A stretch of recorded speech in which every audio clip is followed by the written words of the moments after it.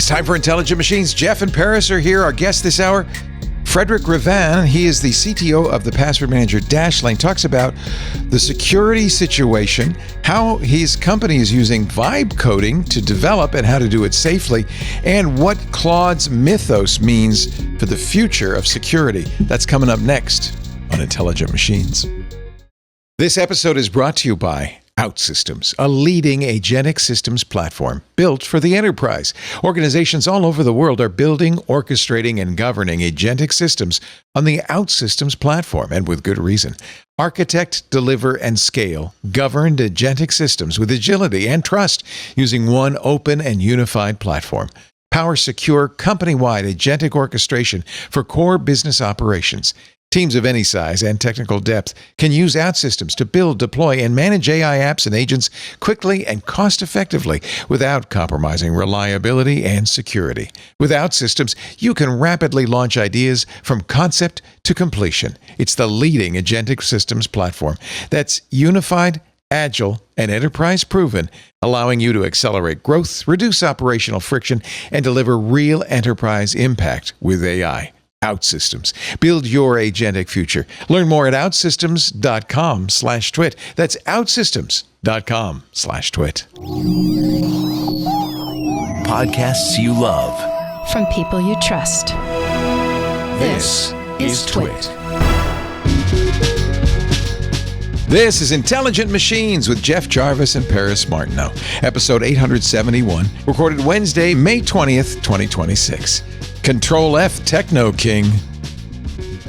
It's time for Intelligent Machines, the show where we cover the latest in AI, robotics, and all the smart doodads all around you. I have a smart doodad that I'm going to show you in a little bit that Harper Reed convinced me to buy. I'm sure I'm going to regret it. It connects my network directly to China. So that what could possibly go wrong? But we'll get to that in a little bit. A lot of AI news. Yesterday's Google I.O. Dumped a ton of news on us. We'll talk about that. But as always with Intelligent Machines, I like to begin the show with a guest. First, let me introduce our regular panel. Paris Martineau is here from Consumer Reports, where she is an investigative journalist.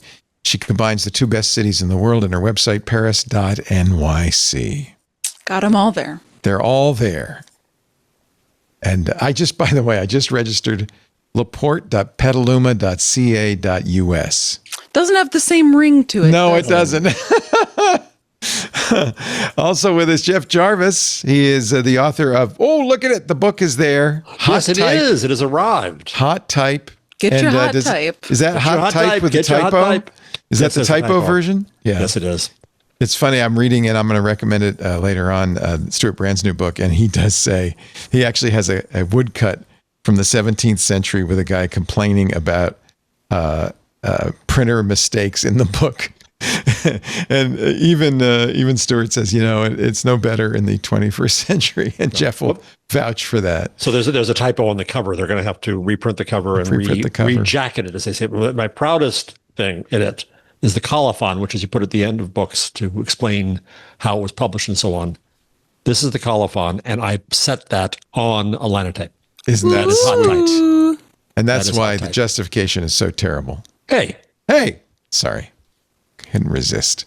Jeff is also the author of the Gutenberg Parenthesis magazine, The Web We Weave. But hot type won't come out till August, but you can pre-order now. Yep. JeffJarvis.com. Our guest today is here to talk about AI and security.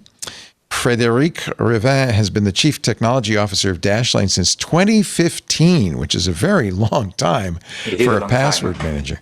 Dashlane, one of the big four, I would say: LastPass, Bitwarden, 1Password, and Dashlane. If you're not using one of them, you're probably not using a password manager. Dashlane always very popular with the Mac crowd because it's aesthetically so nice, and I think you probably get some credit for that, Frederic. Yeah, we always do. We have a nice UX, and even my parents can use it, so that's also our goal, to make it simple. Yeah, it's beautiful. But, of course, when you're the CTO of a password company, you're dealing with a lot of issues. One, that we hope the soon abandonment of passwords. I think you've been saying this is going to be the year of the passkey.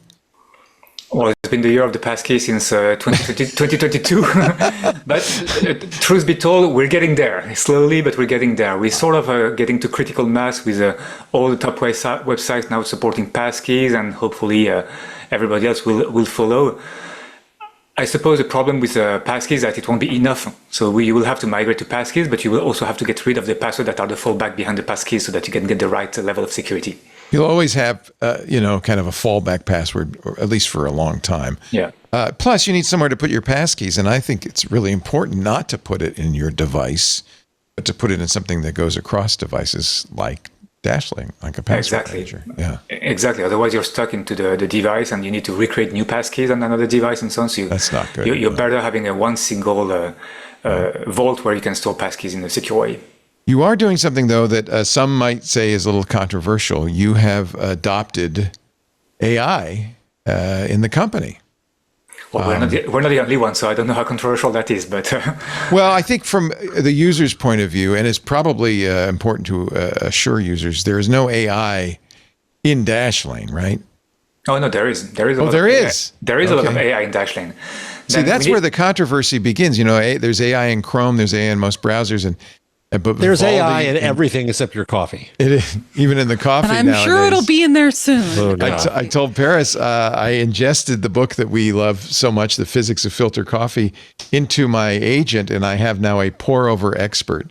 In fact, if you want access to that, Paris, I can give you the Telegram, and you can query it. But what's great is there is AI in everything. And that's not such a bad thing. I would say, though, Frederick, and this was the week we watched commencement speakers be booed practically off stage by college graduates who did not want to hear the letters AI. A lot of browser users say, don't put AI in my browser. Firefox and Vivaldi both responding to that. Is there pushback from your customers over AI? And how do you put AI into Dashlane?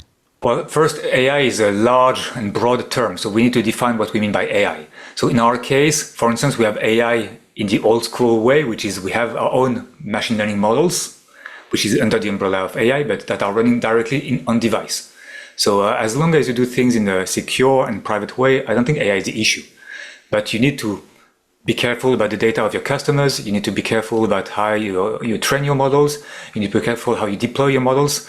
And that's what we're trying to do. So we're platform managers, so obviously it matters to us. We are very careful with our customer data. We never want to see the customer data. We never want to see your password. We never want to see your payment, your passkeys, obviously, we can't see.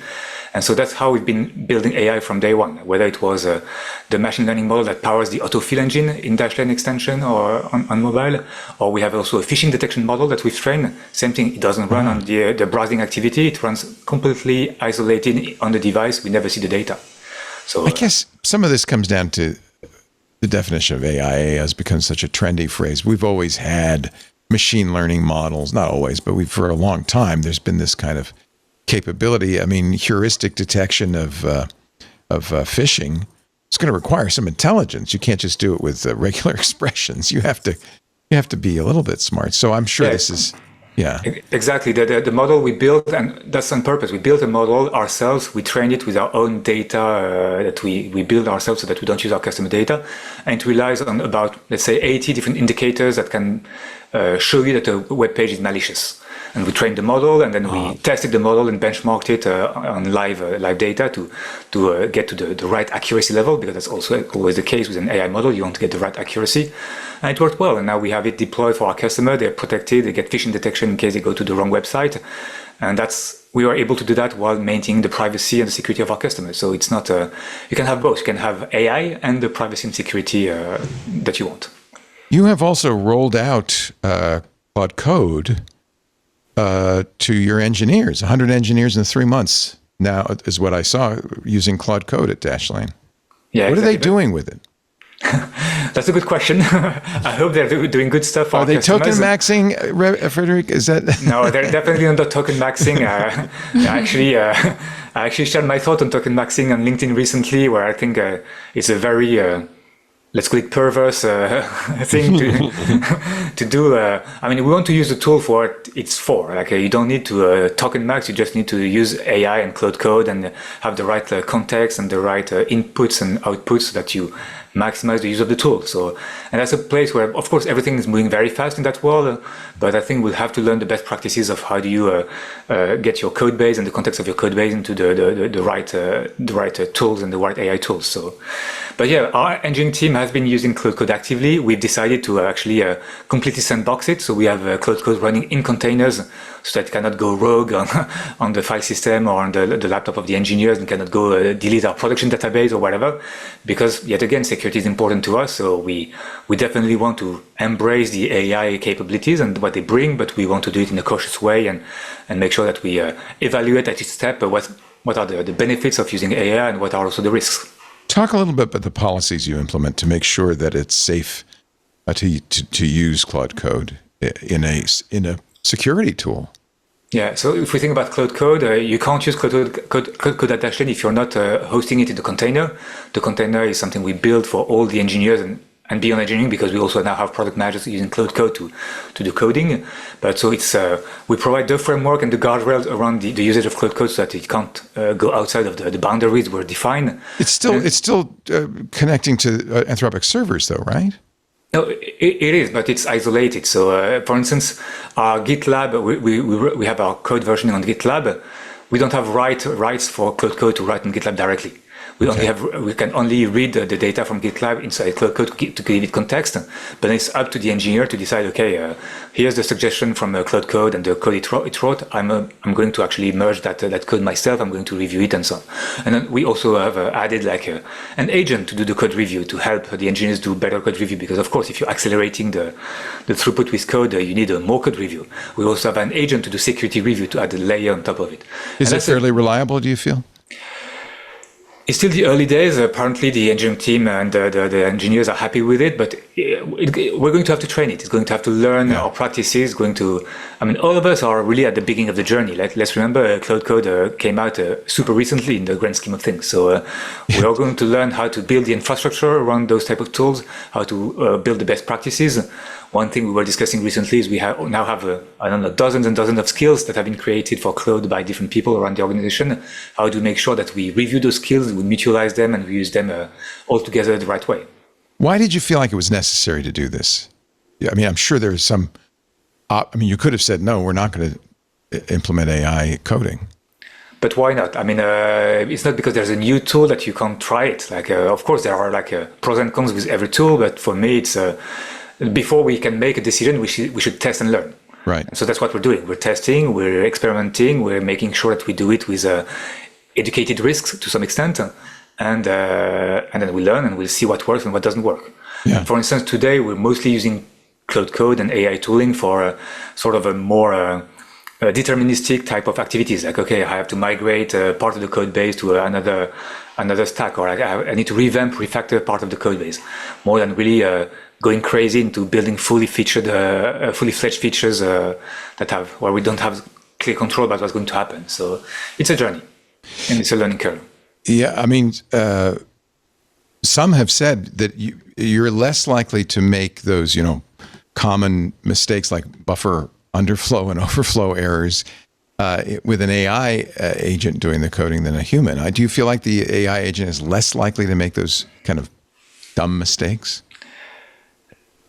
Maybe. It makes its own dumb mistakes. Yeah, I think as always in those cases, there are things it's good at, there are things it's still learning, and the models are evolving so fast from Opus 4.6 to Opus 4.7 and so on that the bar is changing all the time.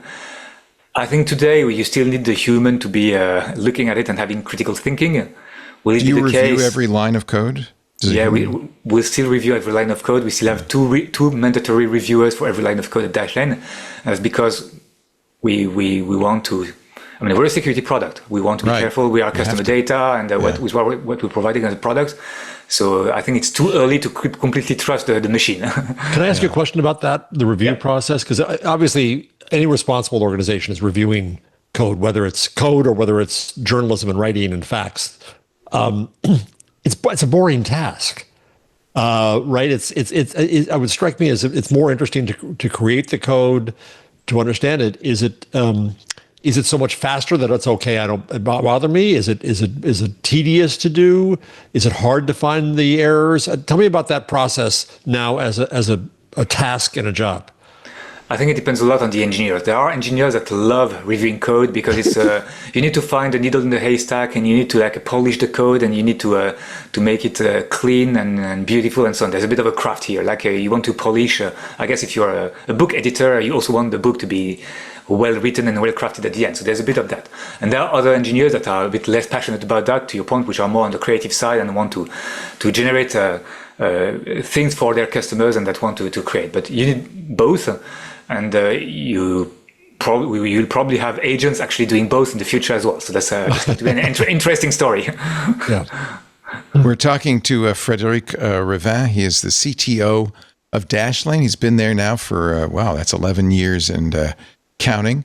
Also, other credentials. He sits on the FIDO Alliance board, which is really fantastic, as an active contributor to the Credential Exchange Standard and their AI study group. His book, it's in French, Le Livre du CTO. A book. How did he do with that? How was his reading? Well, he's not going to say anything mean, I'm sure. I'm not, but in French, especially for technical terms, we use the English version. So we will say CTO, not Le Livre du CTO. Yeah, exactly. Okay. That came out in 2018, the book of CTOs. He's also the founder of CTO, the first French network of CTOs, and has 6 patents, mostly around security. So, this is a good person to talk to. When Anthropic announced Mythos, what was your reaction to that? What did you think? Oh, well, another tool that I'd like to play with. Yeah, but you can't, right? We can't, and we're waiting for it, but it's going to come.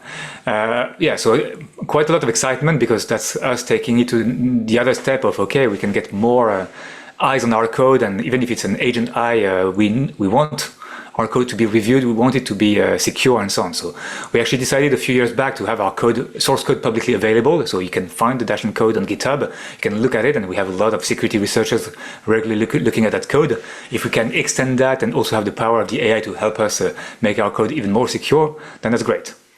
The flip side of that in those cases is that, of course, we need to do that before the attackers can leverage the issues in our code. So that's going to be some of the interesting story when we can put our hands on Mythos. So I didn't know you were on GitHub. So it's not open source, though. It's not open source in the sense that you can contribute to the code directly, but you can read our code, our Propel code. You can read the code from our extension and so on. That's great. And that also helps our white hat hackers, like the bug bounty program that we have, that we're asking security researchers to look at the vulnerabilities in our code. That helps them. So that's what that purpose. What are you doing to accommodate agents and AIs? Do you have I think you're doing an MCP server, yes?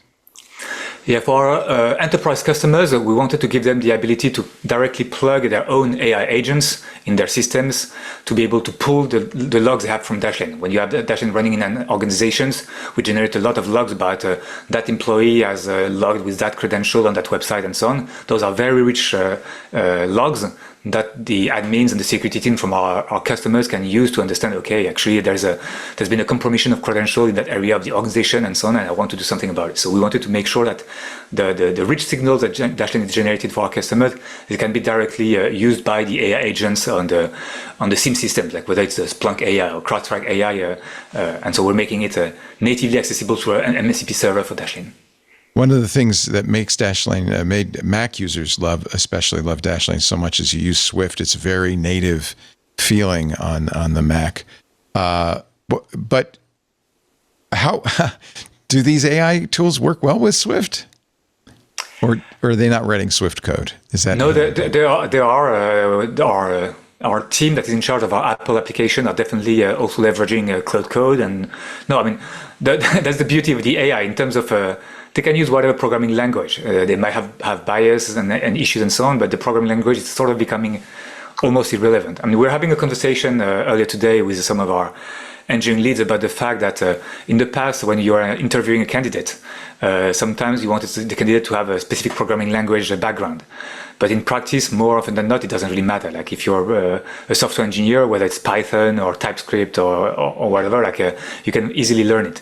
And then now with AI and with tools like Cloud Code, you're also getting to another level of abstraction, where the programming language doesn't even matter anymore, because anyway, it's the Cloud Code that's going to code for you. So it's going to be an interesting transition, I think, for software engineers in the world to understand how to manage that abstraction.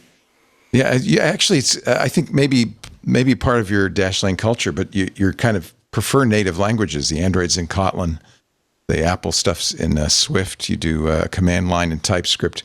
I think that's admirable. But I guess in a way, yeah, it doesn't matter anymore, does it? Well, it will still matter to be sort of closely integrated in an operating system. If you want to be deeply integrated into iOS, you need to use the iOS native languages. And Swift is native language for the Apple platform. Right, so right. That allows us native to have is always better. Yeah, exactly. It allows us to have the right level of performance, the right level of capabilities from the operating system, the right level of UX, and so on. And no Electron. And no Electron. We may still, we regularly reevaluate, should we have a cross-platform type of programming language, but so far we always decided that it's still worth it to have native language. Yeah, no, that's one of the things that makes Dashlane stand out, actually, is his native UI. So let me talk a little bit about the FIDO Alliance, because that's a different hat you wear. And of course, we can thank the FIDO Alliance for the passkey implementation and definition. Were you involved with that? We've been a part of the FIDO Alliance for a long time, but we're not involved in the starting point of the passkeys. We joined the board right shortly after passkeys came out, because we wanted to be more involved, actually. Sure. That was a trigger for us to step up our involvement. And since then, it's been a team effort, because a lot of people at Dashlane are actually involved in the FIDO Alliance at different levels, whether it's in technical working group. You mentioned the credential exchange protocol that was recently came out of FIDO, to be able to import and export credentials and passkeys from one provider to the other. That's something that we co-sponsored with 1Password and the other password managers to get it to life, and then suggested it to the FIDO Alliance, and then everybody aligned around it. That's the beauty of the FIDO Alliance. You have all the different players of the industry that are together and working together for the benefit of the ecosystem. Right. Bravo. Thank you for passkeys. I think it's really important that they be added to every password manager. I know it was a little slow to get the adoption going, but now everybody, I think, supports it. Do you feel like, is this going to be a more secure solution, that it's as a better solution? It's definitely more secure. It's not phishable. It's not perfect. There's no perfect solution, but it's way better than passwords. So I'm hoping for a day where there's no passwords, because the problem of passwords is that they can be stolen, and then you lose your access, and you have all the bad sides of it. And forgotten. And forgotten, exactly. Hey, he's referring to the fact, I know what he's talking about. I know what you're talking about. You're not alone. I forgot my Bitcoin wallet password a long time ago. I should have put it in Dashlane. Let's a little more about Mythos. One of the reasons, I think there's a couple of reasons Anthropic held it back. We've debated this on the shows. It's good for marketing? Is it also so compute intense that they can't really support it as a public release? But also, and I think it's pretty clear now, we're starting to see this, it is good at finding vulnerabilities. It has found vulnerabilities that have been lurking in operating systems and browsers for years. And it also seems likely, because Microsoft has its version now, OpenAI has its version, it seems likely that even generally trained AIs are very good at finding flaws in code. Are we going to enter, is this going to be the year where 0 days just proliferate? I think it will. The pessimist in me will say yes. Yeah. Because the pessimist in you will probably be right more often than it's wrong. Because the problem is that even if they restrict the access to those tools, the tools are going to leak, and we know they've already leaked. So it means that the bad actors already have access to those tools one way or another, and they're already probably using them to find 0 days. So they might as well make it public and help everybody get their code base in a good order. Yeah. So I'd rather, I understand some of the reasons, but I'd rather I think we're now past the moment where we should be able, even as a small player, to have access to the more advanced models to be able to anticipate and fix our own vulnerabilities, because I'm pretty sure we'll find a lot of them in Dashlane, even though we're trying our best to not have any vulnerabilities. It's impossible not to. Exactly. Have you been lobbying Anthropic for access? We've been lobbying Anthropic for access for sure, and they told us, well, you're on the waiting list, and it will come. It's a big issue because ideally you'd like everybody who has software that needs to stay secure to have it before the bad guys get it, but that's a lot of people, and it is inevitable that this is going to leak out. And even if it doesn't, people are learning skills with existing models that, you can find a lot of stuff with the existing models.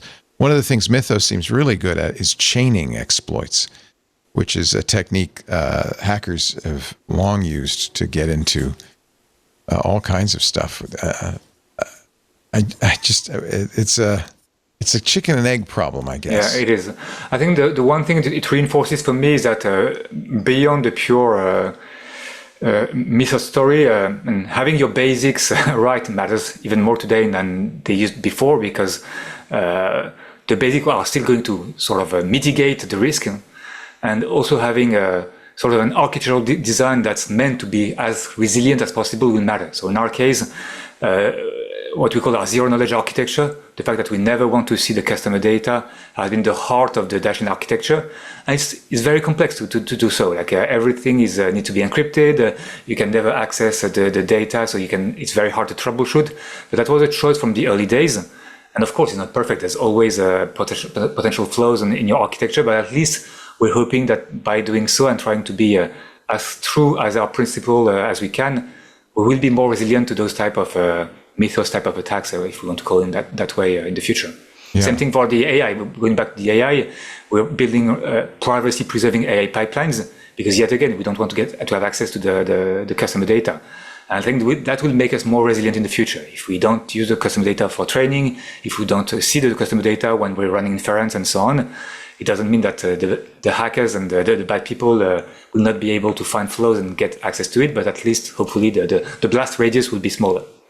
You've said that you're pretty sure that spy agencies and others are already practicing what people call harvest now, decrypt later. They're collecting as much as they can, hoping that as we get quantum computing, that we'll be able to crack these. What are we doing? What are you doing to prepare for this? I don't know. It could be tomorrow. It could be a decade from now. It's almost impossible to know. Well, Google said something around 2030, so we'll see if they're right. But and they're working hard at it to create a quantum. Yeah. So we've been prototyping with post-quantum for a long time at Dashlane. We were waiting for two things to really get moving to production. The first one, the NIST ran a big competition to try and define what would be the standard algorithm of the post-quantum era. So that happened in the summer 24, and now sort of the implementation is ongoing of those algorithms. So we're settled on a couple, yeah. So that's good, and now we can sort of work in confidence that the crypto primitives that are required to be in a post-quantum world exist, and it's time for us to implement them, and which we've started doing actually in the Dashlane team. And what do you do about this idea of harvesting now and decrypting later? Are you perfect forward secrecy? Are you implementing ratcheting? What are you doing to prevent that? So in the case of Dashlane, that will mostly impact sharing transactions, because you need asymmetric encryption to be to be impacted. So hopefully the rest of the Dashlane vault and so on is not quantum. That's weak. Important. That's important. Yeah. A symmetric key is not so much vulnerable, right? Yeah, exactly. Yeah.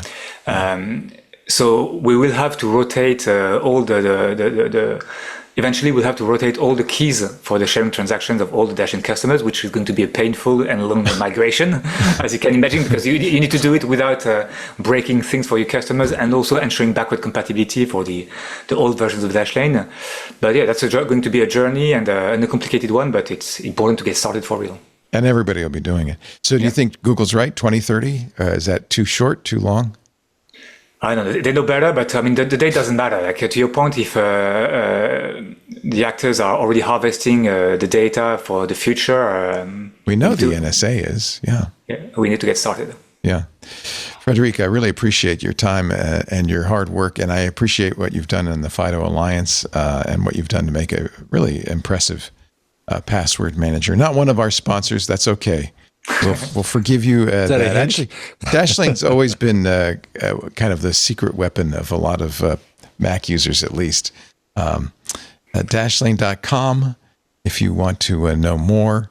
And Frederic Revin, thank you so much for spending some time with us talking about the rapidly changing security landscape. Thank you very much for having me. Yeah, a real pleasure. Thank you, Frederic. Thank you. We'll have more in just a bit on Intelligent Machines. I hope you get Mythos soon. Yeah, me too. Good luck. By the way, it's a long wait list. Yeah.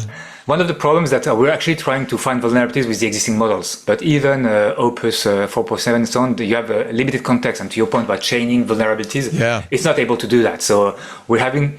Even with a million token to context windows, you can't do that. Yeah, it's limited success. It's the context window that makes chaining hard?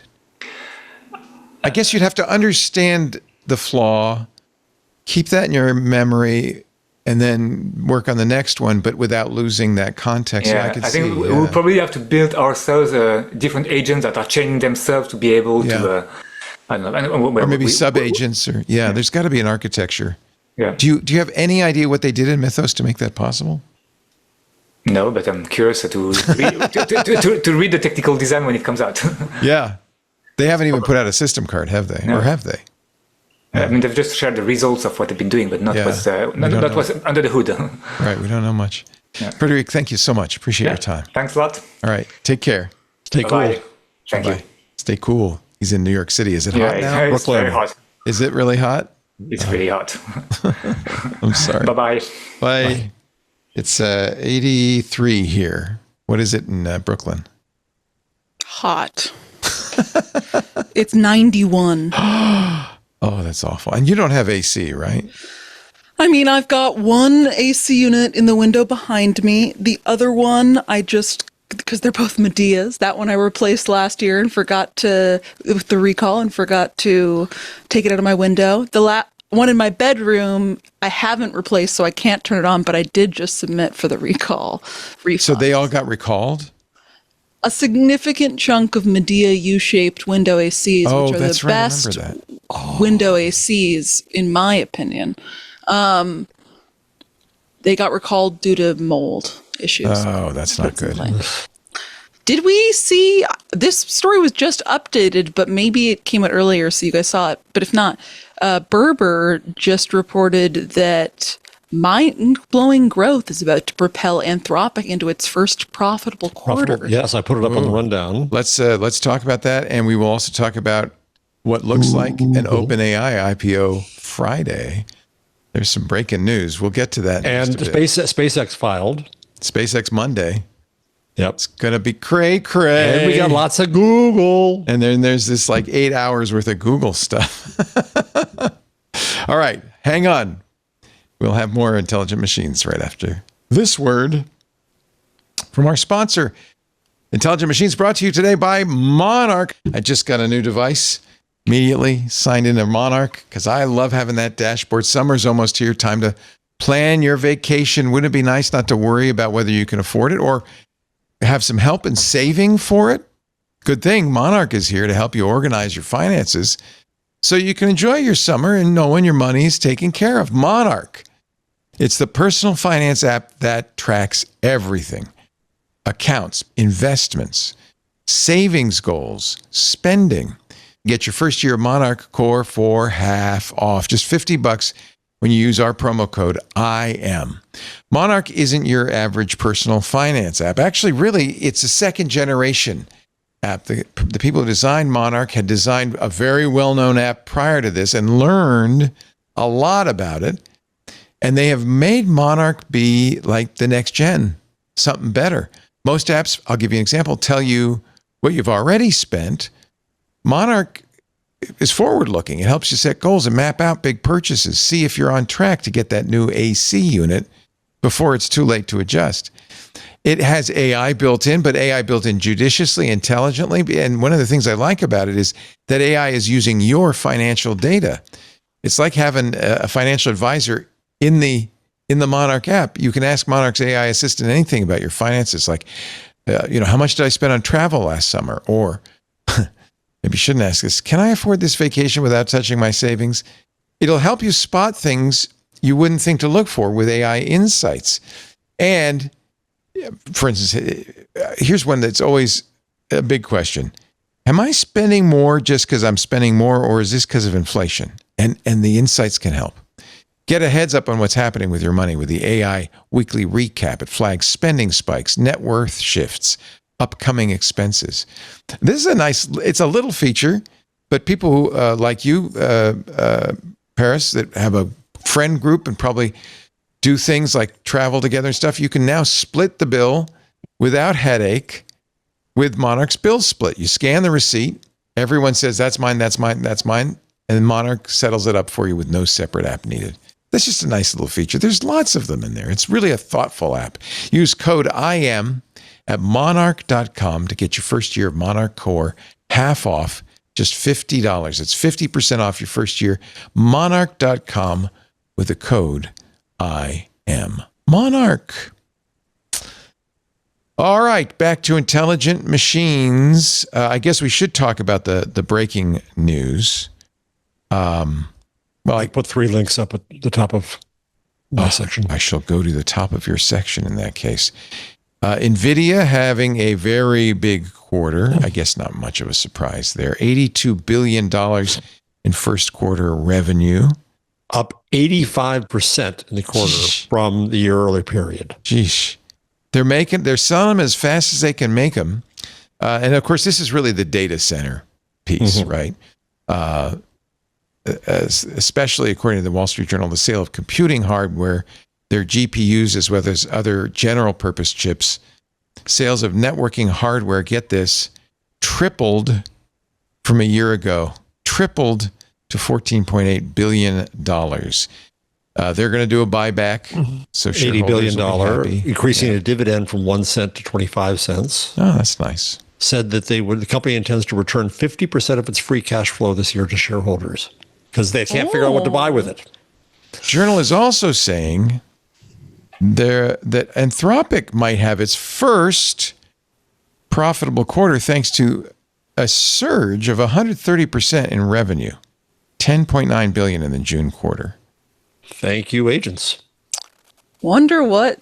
I think not agents. I think enterprise. I think I think it's definitely enterprise. I think it's a combination of enterprise contracts,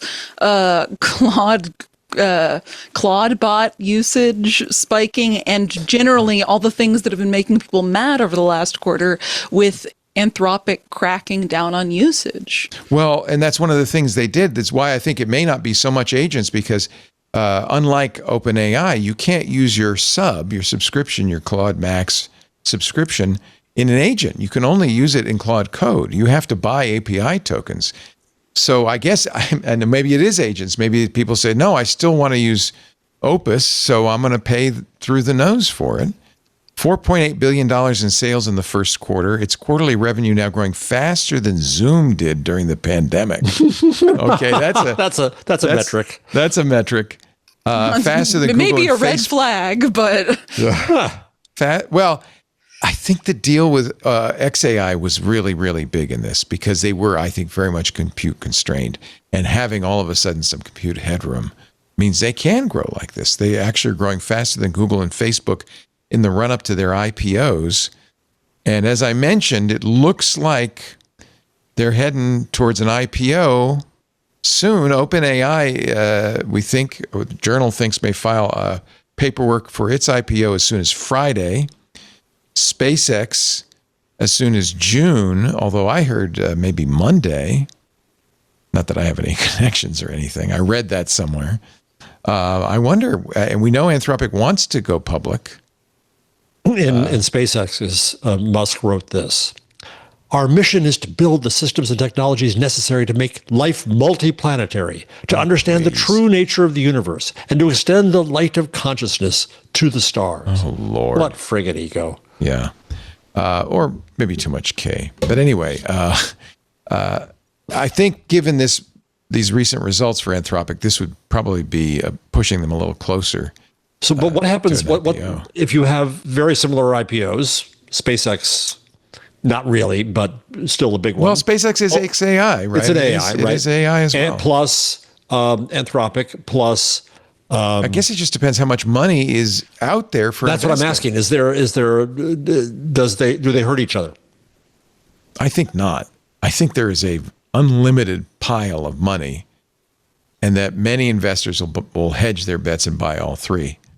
All right. If you don't invest, you're a bad investor. You wouldn't invest. I'm the wrong guy to ask. But if you invested, each of you, I don't. What would you invest clear in? Who's going to win this race?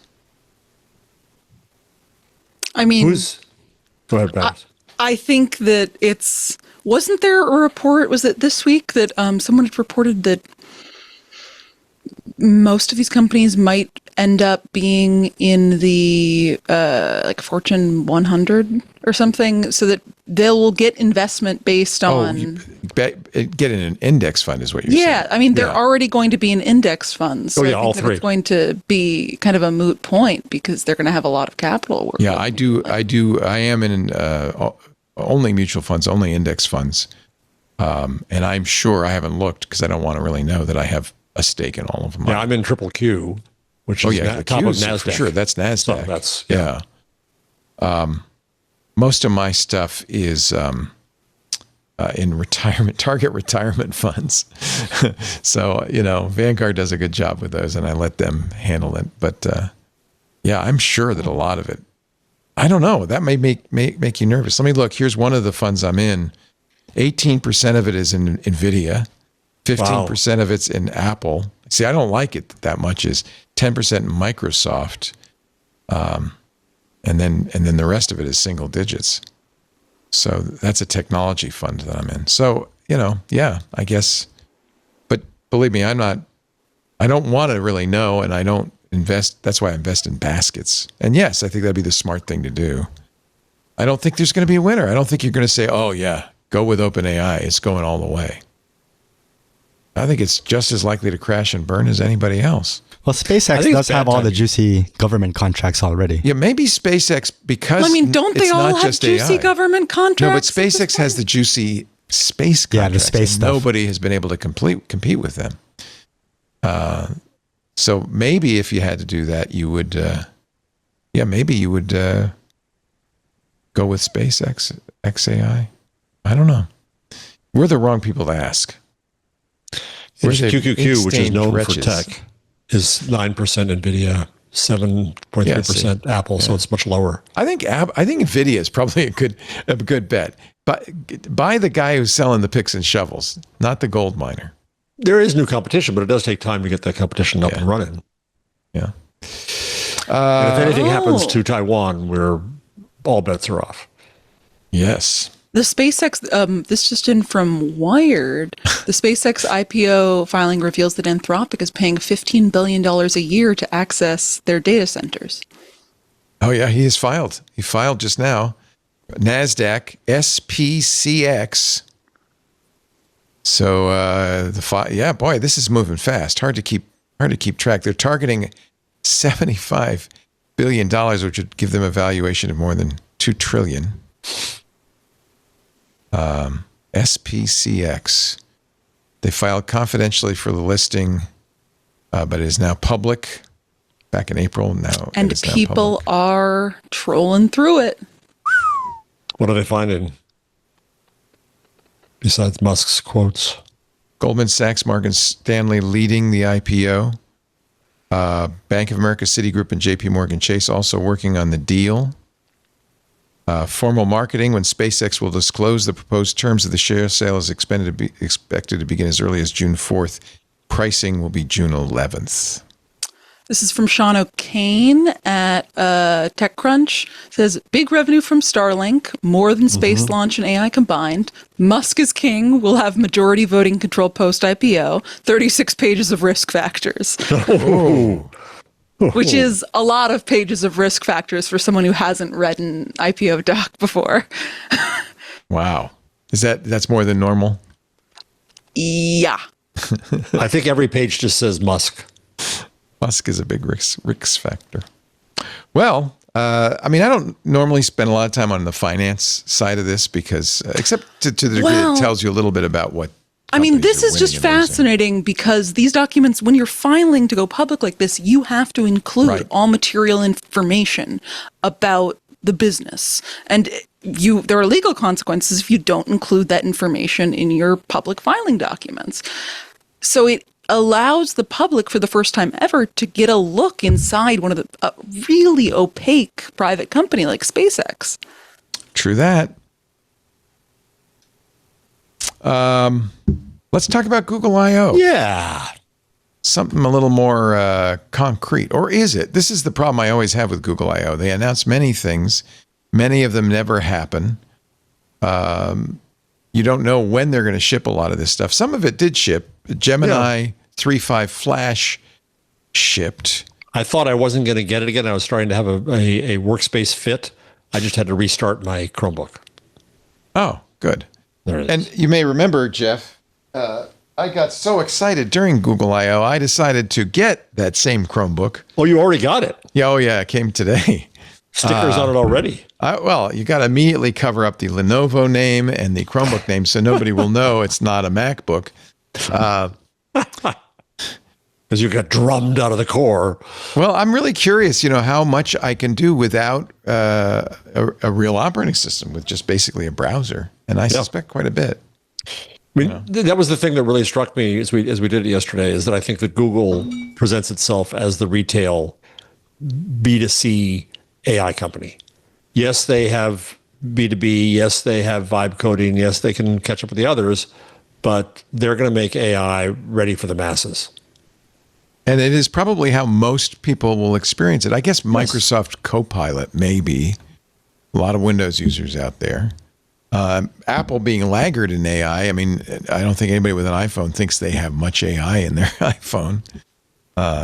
That's just how I like it. Well, but that's going to change in 3 weeks. Yeah. I mean, all of my friends that have Android phones often complain whenever they send me like an image. They're like, "Oh, I'm so sorry for the AI upscaling. I can't turn it off." Oh, interesting. I'm not sure which sort of Android device they have, but that I think so I want to hear you guys' full report on I.O. But one of the top line numbers I saw floating around is that Google mentioned that I think they have now 900 million daily active or monthly active users for Gemini. But I think that we were just talking about something on this topic at my job, actually, just because some colleagues were like, oh my God, now in Google Docs, there's no way to get rid of this big box at the bottom that keeps asking you to prompt Gemini, and it's so annoying. And I'm like, oh, there is. You have to go and turn it off for every single document, and it still doesn't stop every time you type a line from Gemini from triggering. And I bet that's partially where I bet that some part of stuff like that is being included in these monthly active user numbers. The fact that Google has made it impossible to turn off Gemini in its products. What do you think, Jeff? Yeah, I think that's fair, but I also think it's getting a lot of use on its own merits because it's also easy to get. It's easy to get Gemini.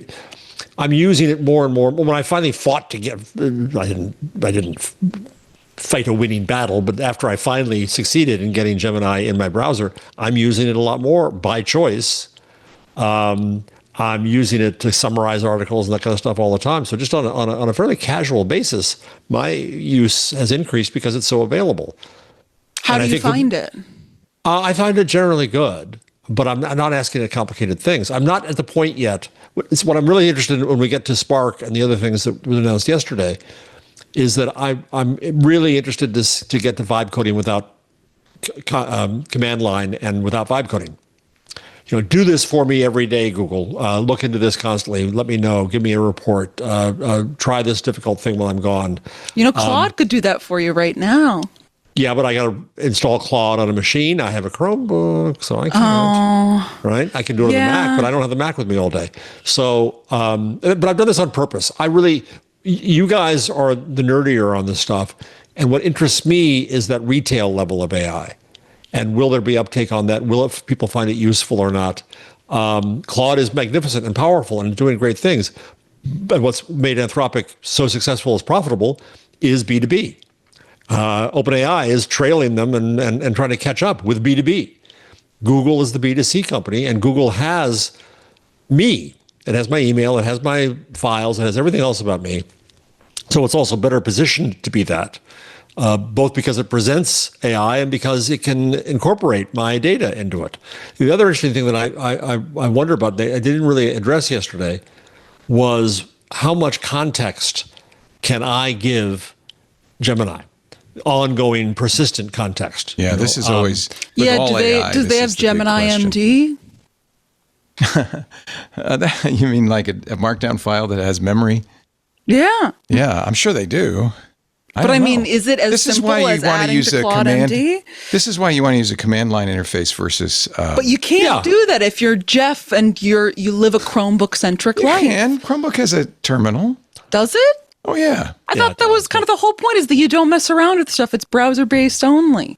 No, isn't that in some ways antithetical to the way a normal human person who your mother uses to do a Chromebook, if she were going to do AI, would not be going to terminal? I do think that there is. I think that obviously we're at a stage now where. I guess I was going to say the average person has probably already chosen an AI service they like, but that's incredibly out of touch. The average person probably has not chosen an AI system that they like because they probably are not using one actively on a daily basis. If we're talking with average consumer. Yeah. But I do think that a way that the average person is going to get to that will be through whatever enterprise contact their work has, if they do have something like that. Or it will be through something like Google integration into products, or Apple prompting them to select a model to install on their phone. It's Amazon's Echo, it's Siri, it's Google Voice. I mean, those are the... I don't think those. I think shopping is going to be a more reliable path into this. Well, that's this universe. Leo yesterday really emphasized this, that Google, which once was the company that said we want to get you in and out as soon as possible, we want to take you to the web. Now Google wants the fence around you. They want to keep you. And so they demonstrated yesterday buying from Best Buy without ever going to Best Buy. I honestly think the most consequential announcement they make is the change to search. Yeah. It is absolutely... So I understand Google was very much threatened by Perplexity and that kind of search where people were doing AI-based search and seemed to prefer it. And Google did that. They dipped a toe in with the AI assist and stuff like that. But really, what they're saying now is when you do a search, you're not going to get a list of links. You're going to get an answer. You're going to get a graph. You're going to get a chart. You're going to get an illustration. We are going to keep you in Google. Google has become more like Perplexity or ChatGPT. It has, and that is going to be the primary way people see and use Google, unless they rebel against it. It'll be interesting, but we really don't have a choice. So when you go to google.com now or search in your browser, you're going to get this kind of new kind of searching. Feel lucky. Can I turn off AI mode? I mean, let's search for, let's see. What was it? How does a black hole form? So there are links to NASA. So now go back and do the same one. Or just go in AI mode. Well, but I think this is the AI overview is I think so. I'm curious whether it gives you something different if you clicked on AI mode. Okay, I'm sure it would. Let's go to there. It's there. You got it right there. Supercharged search with personal intelligence, and now it's got things floating around Leo. Yeah. Let's connect these. Yeah, whatever. Yeah, I choose. Leo, don't connect if them you're all. watching this, don't do what he's doing. I'm connecting everything. It's all connected. I welcome my new master, Paris. We have to see what. Okay, this is what they were demonstrating, which is what a school kid's going to get. Notice no links at all. It says licensed by Google. From whom? That's really interesting. Huh. There's a little link. There's a little link up at the top above. Yeah. If I click the link, no, it just makes it big. No, there's a little. Click the link above that, the paragraph above it, the end of the paragraph, and there. Okay, Wikipedia, Earth Sky, Test Book, Study Smarter UK, and NBC News. Yeah, that is interesting that the inline image is licensed from Google, because I bet if this is going to be the way that they're responding to all search results, that it's basically its own website, you can't be stealing other people's copy, your images. Images at the very least. But they are burying it, aren't they? I mean, even with these links, they're burying it. Well, notice that the one thing they're not burying is images that are sourced, because we have very strong copyright protection on images in this country. Although I imagine that in some cases, these will be generated by Nano Banana. Probably not fast enough for Google to... No, that's the point. Eventually. I just think this is a big shift away from the list of links to basically a Google. But I think they had to do it. This was their path to this is their primary interface, and they had to incorporate it there. They were going to lose it. They really were going to lose it. They still have an "I'm feeling lucky" button. Try that. Oh, I got Google Trends. It shifted when let me go back to the big G. Wait a minute. So you have to put it in first, then say I'm feeling mindful. I'm feeling lucky. Oh, doodly. It doesn't stay? Is this a game you're playing here? Let's see. Running shoes. Okay, now I'm feeling lucky. So it pulled me to a Runner's World article. Yeah, okay. Which I'm feeling lucky. That's an old-fashioned Google function. Yeah, that's what it used to do, which is pick a website for me. Sorry. Oh, well, let's see what running shoes with that. I'm feeling lucky. I mean, this isn't instantaneous. This isn't overnight. Okay, this is kind of Google's shopping thing.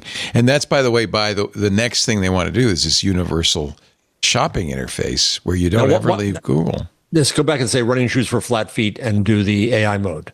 Okay. Jeff's trying to get some shopping done during the recording. I don't blame you. You know, I do have flat feet. I'm sure you like knowing that. It's probably really thinking hard. Checking. Oh, it's going through my email. It's going through my, see, now it thinks I have flat feet. Sorry. Thanks, Jeff. So if you ask, does it have memory? Oh, yeah, it has memory.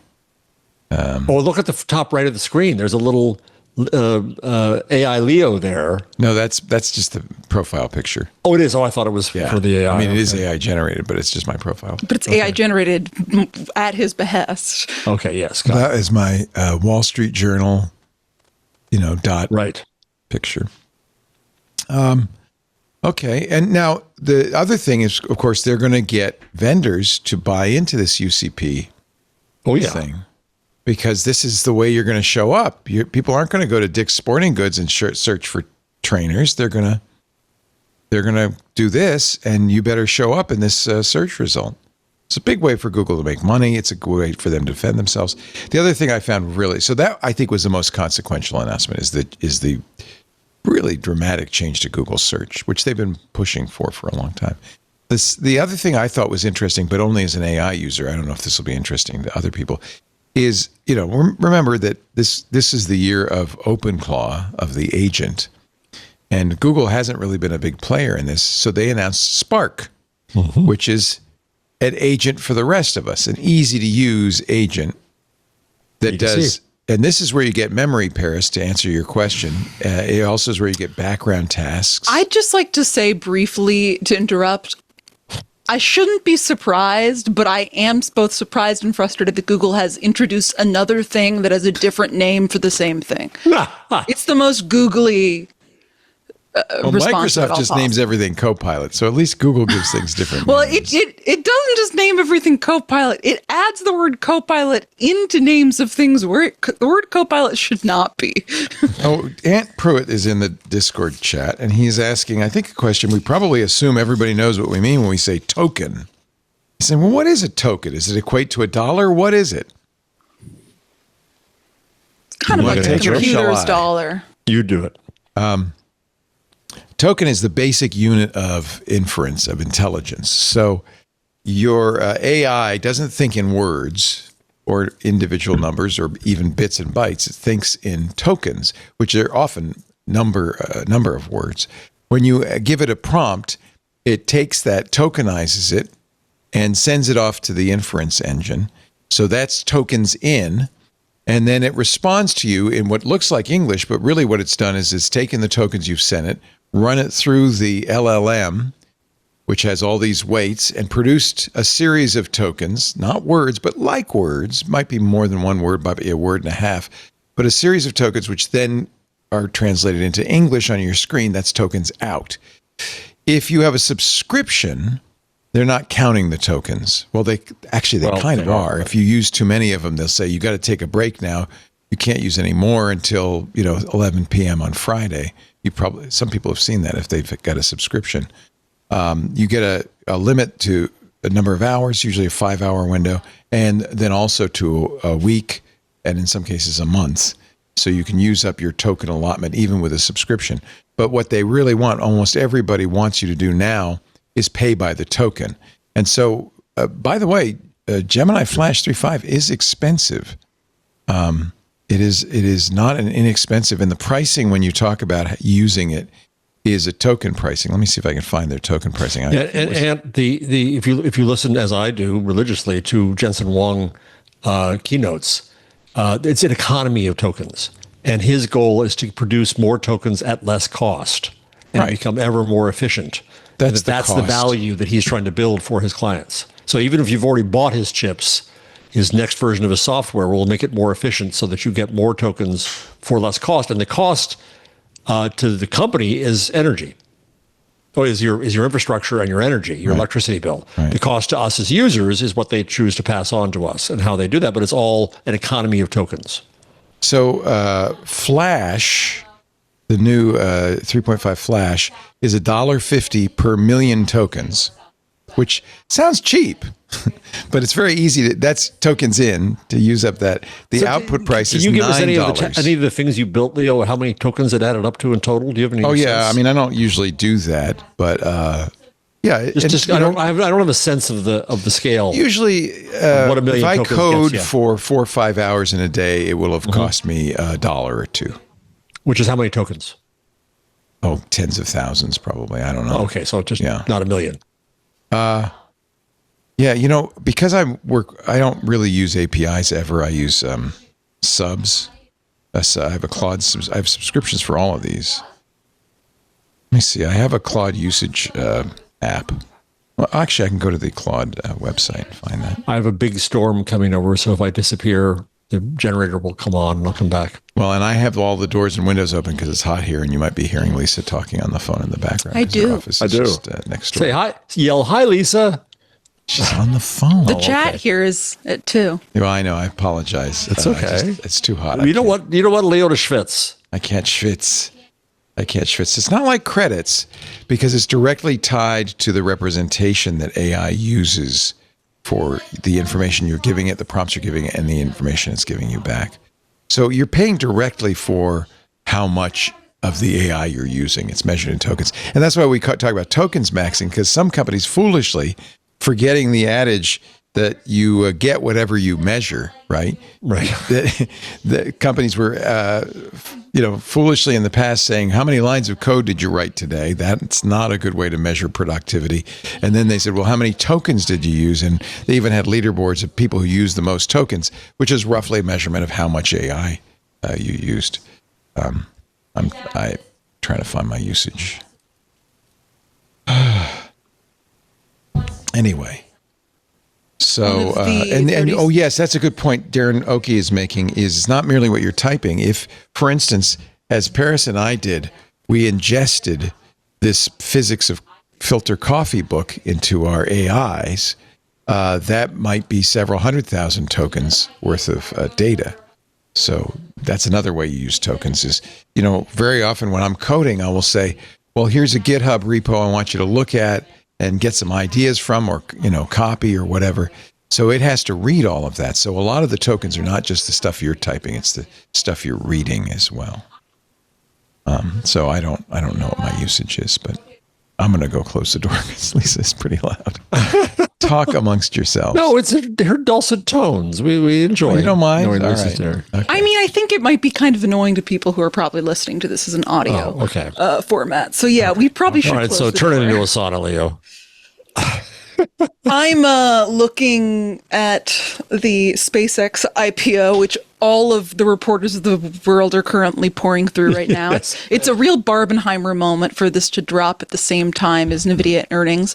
And one of the things listed in the risk factors is that it has a spicy and unhinged mode on Grok, but it also has in its risk factors a note that advertisers generally do not have long-term commitments to the X platform and may reduce or discontinue their advertising spending for a variety of reasons outside of our control.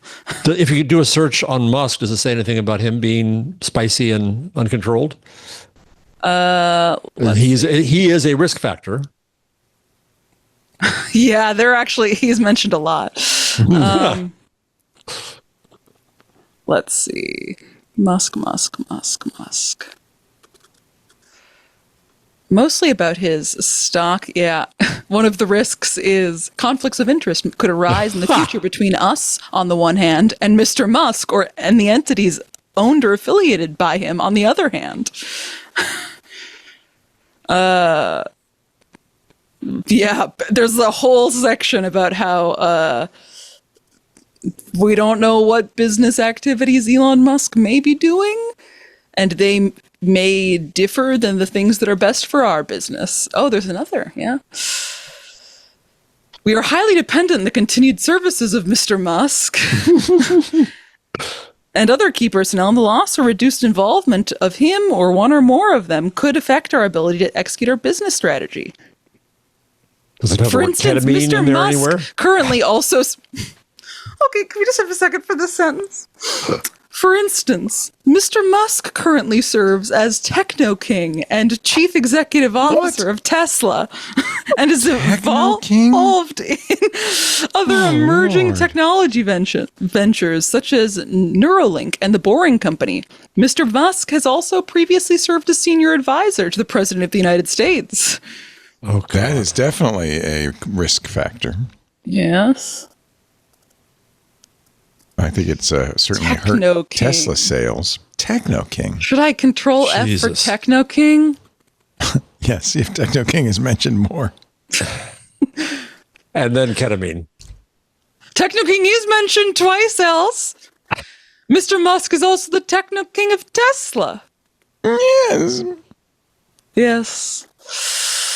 You know. You need a new business card, Leo. You are a Techno King. I am the Techno King. Lisa's the Techno Queen. I thought Chief Twit was pretty clever, but then Elon stole it briefly, and I lost interest. All right, let me see if I'm getting... Okay, here's my usage on ChatGPT. Well, this is... may spend $0. Okay. That's because I'm on a subscription plan, so I can't... I want to know what... I guess I can't... I've used it a lot. It's my primary model for my agent, Quickie. Not the name I gave it. All right, well... I mean, it's like the early days of the internet and long distance phone calling. Right. It was we all used to cheap have up front. Clock on us. Right. In our minds. And then Paris, unlimited came. You're too young to remember long distance calls costing a lot of money. Yep. I have no concept of that. It was so bad that you would start the conversation. I'm calling long distance, so I'm going to make this quick. Because you were getting billed by the minute, and it was not. It might have been $1 a minute in some cases. It was expensive, or more. Or it was a way to get off a phone call. Oh, this is costing you a fortune. I think we should. I mean, actually, I do recall like that with calls abroad. Yeah, for a time, right? Still. Not anymore, though, right? No. I mean, when I Skype came legitimately in recent, like, this is the thing. I, for some reason, still had it in my head that if I didn't have a right setting turned on my cell phone plan and I was calling someone in France or something, I would get charged something extra. But that's obviously not true anymore. I mean, one of the most important events in the internet history was Tom Evslin at AT&T WorldNet when he decided to go flat rate pricing $19.99 a month. That took off. So you were too young. Took off the clock to know about it. Yeah. And it exploded usage of the internet, and that was a terribly important moment. Yep. And Tom's office used to be about 2 miles away from here. So you don't know what a collect call is, Paris? I know what a collect call is. Whenever I people just call her haven't from prison, she gets calls. She wasn't born yesterday, just the day before that. But we used to use collect calls as a messenger, like the username as the message, and then they just reject the call. We used to do that all the time. Oh yeah, right, because that was a signal. I will call you, collect, don't accept. That's a signal that I got home already. Yeah, and when they ask you what your name is, remember that, Benito? Wow. And when they ask you what your name is, it's your message. You leave your name. You leave your message. The message. My name. Be me. Buy me a loaf of bread on your way home. That's your name?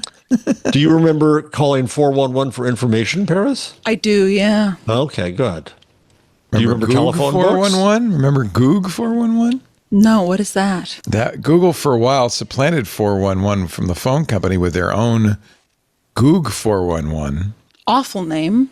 Yeah, but then they discontinued it. It turned out the only reason they did it is they wanted to capture a lot of voice samples, so they had better voice synthesis. Oh boy! I don't think they really hid that. What else? So there's a new Gemini Omni any-to-any model, which right now only does video, but eventually will do anything, text, picture, video, to anything, text, picture, video. So I have been seeing some people say, the benchmarks for Gemini Flash aren't very good. It is overpriced for what you're getting.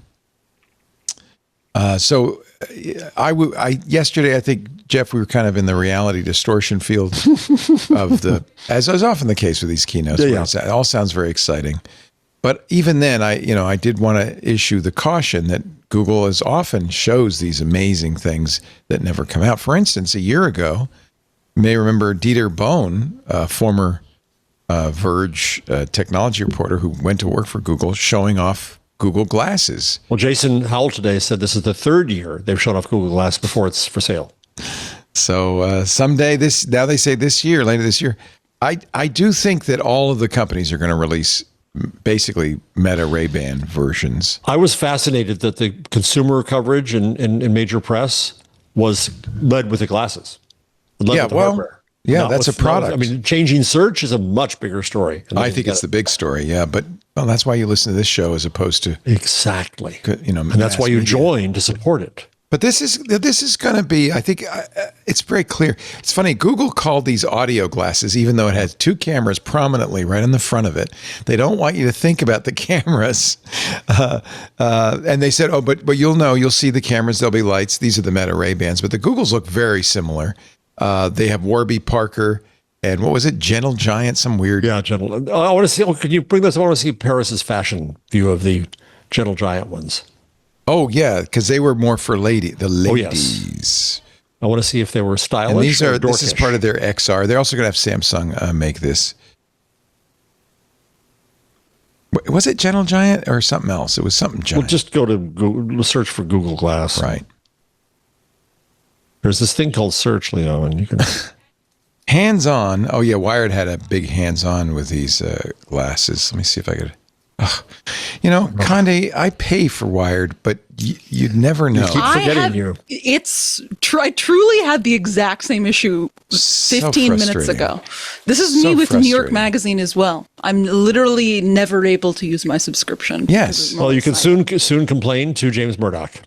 He bought New York Magazine as well as the rest of, or at least half. Not the rest of, much of Vox. Much of Vox. If you're someone out, they did not buy The Verge, which is being left with a bunch of different properties. But they did buy Vox podcast, the Vox podcast network, which includes the Vergecast and Decoder. So are those going to not Daddy Murdoch? Are those going to Son Murdoch? Baby Murdoch. Or are they staying with the unnamed company formerly known as Vox? Well, there's a lot of money in the podcast business, and particularly in the Kara Swisher podcast. Yeah. Is that Decoder? No, that's a different podcast. Decoder is Nilay. That's Nilay Patel. And Vergecast is David Pierce.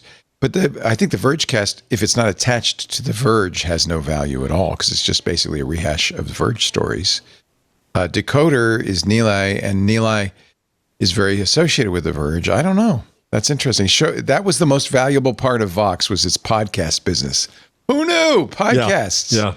I should have gotten into that long ago. Here's the Gentle Monsters. Maybe James will keep buying, Leo. He's not going to buy Twit. This is for I think the ladies. What do you think, Paris? I mean, do those have cameras in them? Yeah, right here. You can see that little circle. Oh, I can't. I guess I don't have good contrast on my monitor right now. Yeah, no, those are just a really hot sunglass. I mean, yes, this will make women more likely to wear the sunglasses. Now, okay, all right. That's the ruling. This story from CNET will make men much less likely to wear these glasses. They really don't look close good. Up. So the idea, though, is very much like the Metas, except it's attached to Google, and Google's got much more information about you. They have a phone, which Meta does not have, and of course, they have your photos and all of that stuff. So it'd probably be more useful than the Meta. But functionality, I don't think is going to be that different. And it's very interesting they call them audio glasses. I thought that was really... well, I think it's because the average normie really does seem to use them for audio. Yeah. Yeah, that's the input you get from it. That's what you get from it is audio. You can take pictures, but you can't see exactly. pictures. Exactly. That's a good point. You can see them on your watch. Heads-up display this year. They say next year for the heads-up display. That's the devil's in the details on that. That's a hard thing to do well. There is no name, by the way, yet for Google's intelligent eyewear. This will be up to the individual manufacturers. It isn't Samsung. Google I/O. They aren't just Googles. There should just be Googles. Googles. Oh, they should be I'm wearing my Google Googles. goggles. There should be Googles. But, we shouldn't be saying these ideas out loud. We should be pitching them. We should be monetizing them. They also haven't acknowledged that the operating system in the Google book is aluminum, or they haven't named it if it's not. They haven't named it. They say it won't be aluminium. They've definitely said that. Yeah. So that's and then that's the question because I did go out and buy an old Chromebook. This is the one you have. It's widely accepted as the best Chromebook. It's not old. Chromebook Ultra with the MediaTek Campanio processor. No fan. Yay. It's actually a really nice laptop. It's got an OLED screen. It's not cheap. It is very nice. $850, but well, the original the Pixel books back in the they were more than $1,000. $1,100. Yeah. Yeah. So the question is, and we don't know whether the new Google OS will go on here. They say it will on some. If it doesn't on this one, that's the top of the line. How much RAM? But I don't care. I think maybe the reason to buy it is because you want the original Chromebook, not this Android-based. Yeah, I'm not convinced they're going to get rid of Chrome OS by any means. Let's take a little break. Come back with more. You are watching Intelligent Machines with Paris Martineau of Consumer Reports, Jeff Jarvis, the author of Hot You know what, Type. Leo? I had to admit to Craig last week that we didn't play his theme, and he was not happy. Oh, ladies and gentlemen, I give you Jeff Jarvis, the Emeritus Professor of Journalistic Innovation at the Craig Graduate School of Journalism at the City University of New York. There you go, Craig. Is Craig doing any vibe coding? If he is, we can have him on. I don't know. That's a good question. I'll ask him. Yeah, ask him. Ask him if he's recreating Craigslist with the help of Claude. It would be interesting. That'd be fun just to see how long it would take to create Craigslist for Claude. Ant says, thank you. Now there's a balance in the force. Thank you. There, yeah.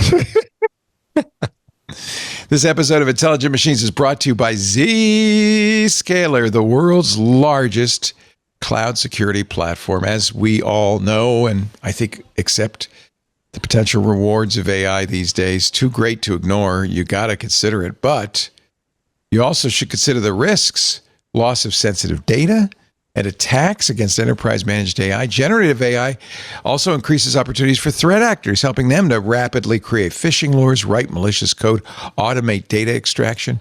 Did you know there were 1.3 million instances of Social Security numbers leaked to AI applications last year? millions of violations through ChatGPT, Microsoft Copilot. It's time for a modern approach with Zscaler's Zero Trust Plus AI. With Zero Trust Plus AI, it removes your attack surface. It secures your data everywhere. It safeguards your use of public and private AI. And it protects against ransomware and AI-powered phishing attacks. All you have to do is ask the customers. There's plenty of testimonials at zscaler.com/security, but you could also ask Siva. He's the director of security and infrastructure at Zuora, and he said this about using Zscaler. Watch. AI provides tremendous opportunities, but it also brings tremendous security concerns when it comes to data privacy and data security. The benefit of Zscaler with ZIA rolled out for us right now is giving us the insights of how our employees are using various Gen AI tools. So ability to monitor the activity, make sure that what we consider confidential and sensitive information according to companies' data classification does not get fed into the public LLM models, etc. Thank you, Siva. With Zero Trust Plus AI, you can thrive in the AI era. You can stay ahead of the competition. You can remain resilient, even as threats and risks evolve. Learn more at zscaler.com/security. That's zscaler.com/security. We thank them so much for their support of intelligent machines. All right. Well, I guess there's lots to be said about Google I.O. It was very interesting. Watch the coverage we did of the keynote. If you're in the club, we have that on the Twit Plus feed. The other shoe will drop June 8th because, of course, Apple has admitted. It's funny, Google didn't say anything about it at Google I.O., but Apple will be using Gemini, presumably the latest Gemini 3.5 Flash, for Siri, running on their own servers. Do you think Google will offer all of its functions on Siri? Is that what Apple's going to want or not want? That's the question. Or Google's going to want or not want. Right. And we'll find out. Apple has a lot of splaining to do come June 8th. It's just really unclear what Apple can do to participate. Right now, Apple is, a parity with everything else where you just put whatever AI you want on it, just as you would anywhere else. I mean, Android, I guess, has built-in Gemini connectivity, but what's the difference if you put ChatGPT on here and attach it to your action button? It's a very similar experience. So do you guys think that Apple should be pouring all of its money and resources into trying to compete with the active AI things? I think that this is probably I think that most, but like we've talked about in the show before, there's probably not going to be a wide range of true winners from this AI boom when we're talking about in a period of decades. I think it would make sense if you're a bit behind, like Apple is at this point, to just kind of cut your losses and make sure that you are the best at integrating whatever ends up winning. You raise a really interesting angle here, Paris, because when Apple failed at selling advertising, they turned that bug into a feature and said, "Oh, we're the privacy company, right?" We're not gonna, because they had nothing to do with your data, right? They did. They could turn around right now, given commencement speeches, and say, "We're the un-AI phone." The real problem is that the audience for this is not its users, but Wall Street. And Wall Street will punish Apple. They already have punished Apple if they don't have an AI strategy. And Apple's stock value is important to Apple. That's how they attract talent. That's how they reward talent and their own executives. So I think they're kind of compelled to do something. I agree with you. All they have to really say is we're the best platform for AI. Look how well they're selling Mac Minis and Mac Studios because people say, I want to run my OpenClaw on a Mac. That's all they have to do. They'll sell plenty of iPhones if they just say we're the best platform for whatever AI you want to use or no AI at all. It's in your control. Yeah, that's another way to look at it. I think that's a smart way to do it. Yeah, I think that's definitely, I think if we're talking, Galaxy Brain PR move here, the move is to be like, we're the company of giving you control over whatever you want to do with AI. Perfect. If you want to hook up 7 different OpenClaw agents and somehow connect your phone to your biohacking system, go for it. If you say, screw AI, I don't want anything near me, here's a button you can press. It turns it all off. It's in no way integrated any of your stuff. And every option in between.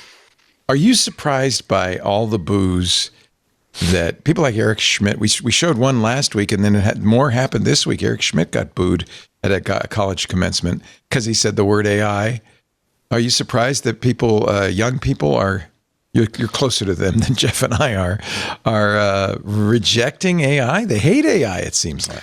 I mean, I think it helps remind me how much doing this podcast every week warps my sense of reality, because had you asked me this 6 months ago, I would have gone, of course, every single college commencement suite, if someone mentions AI, they're going to get boos and jeers, because that's the sort of perspective I hear from real anyone people within a decade of my age on either way.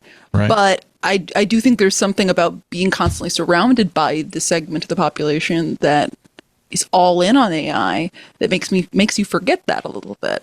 But what we're seeing in these college commencement incidences is that there is a lot of both downright hostility as well as just complete dismissal of the argument that this is something to be celebrated. And I think that's a worthwhile thing to take note of. I have to point out that all the stats say that these college kids got through college using AI. And the usage is going, well, this is the problem with opinion polls, too. It's a media narrative that becomes a self-fulfilling prophecy in the poll. It's the right answer to give is, I hate AI. I don't want any AI. I don't think that's true. I think that people hated AI independently before. They hate the AI boys. But they like being able to get their papers done with AI, but they're using it. No, I think that the people that are booing in these things, I mean, sure, I guess a fair amount of them are maybe being hypocrites and using... It reminds me of a story I did during the pandemic, actually, about Amazon. That this was during a time where polls were coming out that, Gen Z and Gen Alpha overwhelmingly hated Amazon. But I interviewed a bunch of Gen Z and Gen Alpha people. I'm like, yeah, we absolutely hate Amazon and Amazon delivery. But yes, I still order all my stuff from Amazon because it's the only way to get stuff during the pandemic. I think that people can hate products and still feel compelled to use them by market forces. But do they hate the tool more or capitalism more? Is AI right now to them, the depth of capitalism? I think it's probably that. But I think they also hate the tool because the common narrative, I think most AI critics, especially young people, are pushing is that AI is basically robbing us of creativity, both from a production creativity as well as it is literally stealing the creative works of other artists. Well, let me give you a couple of stories from the Wall Street Journal. A grades are suddenly everywhere since employees size up graduates because everybody's using AI and it's working. I don't think I believe this. Harvard University believes it. Harvard faculty just voted to make sure that no more than 16%. No, what was it? What was the percentage of people get A's? A Harvard A grade will now tell students... This has been something that's been happening for decades. Oh, 30 centuries, actually. So I tweeted this and I said, logically, if Harvard gets the best students there are, then their goal should be that every one of them gets A's. And then somebody put up a quote on Blue Sky back to me with a quote from 1890-something complaining about grade inflation at Harvard. Grade inflation and colleges reacting to it has been a problem for as long as grades have been a thing. It's the reason why curves exist. Grade on the curve. I was going to say, I think that it's... I mean, I haven't read the article that you're talking about, and I can't find it in the rundown, no matter how many times I search grades, inflation, and Harvard. But It's not in the rundown because I pulled it up as we started talking about this, but it's from the Orlando Sentinel, your favorite newspaper. It's true. I mean, do they say in it that it's specifically in response to AI, or is that a logical leap that Harvard says that? They've been talking about this for a while. We've been talking about grade inflation forever.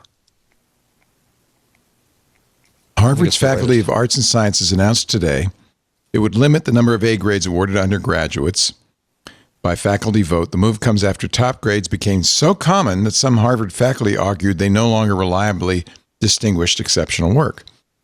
More than 60% of all grades awarded to undergraduates in recent years were in the A range. That's why you grade on the curve. The grade says you're the best. But that's among also this saying pool of students. some number of you must fail. That's awful. That's not what education No, is you don't about. have to fail. No. Well, but failing that's not what means you education is failed. about. But you could say, okay, so you have a pool of students. This article says nothing about AI, though.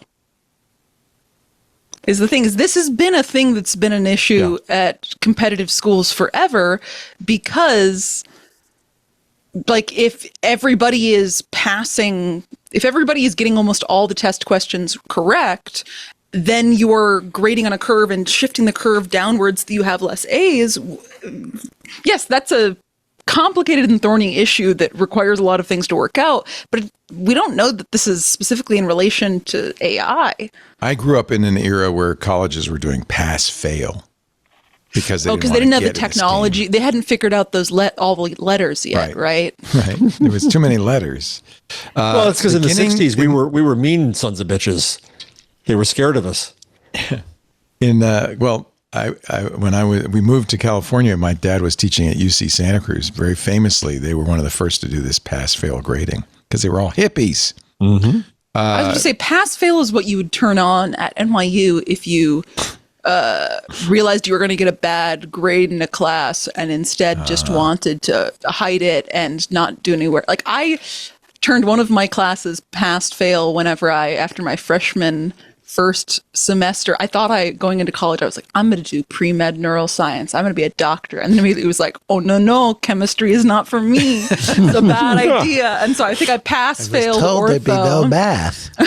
I pass-failed ortho and never went to another class again because I figured out mathematically I wouldn't fail. You're right. They don't mention AI. I suspect they say it's a thorny, the reason for it is a thorny topic. Beginning in the fall semester,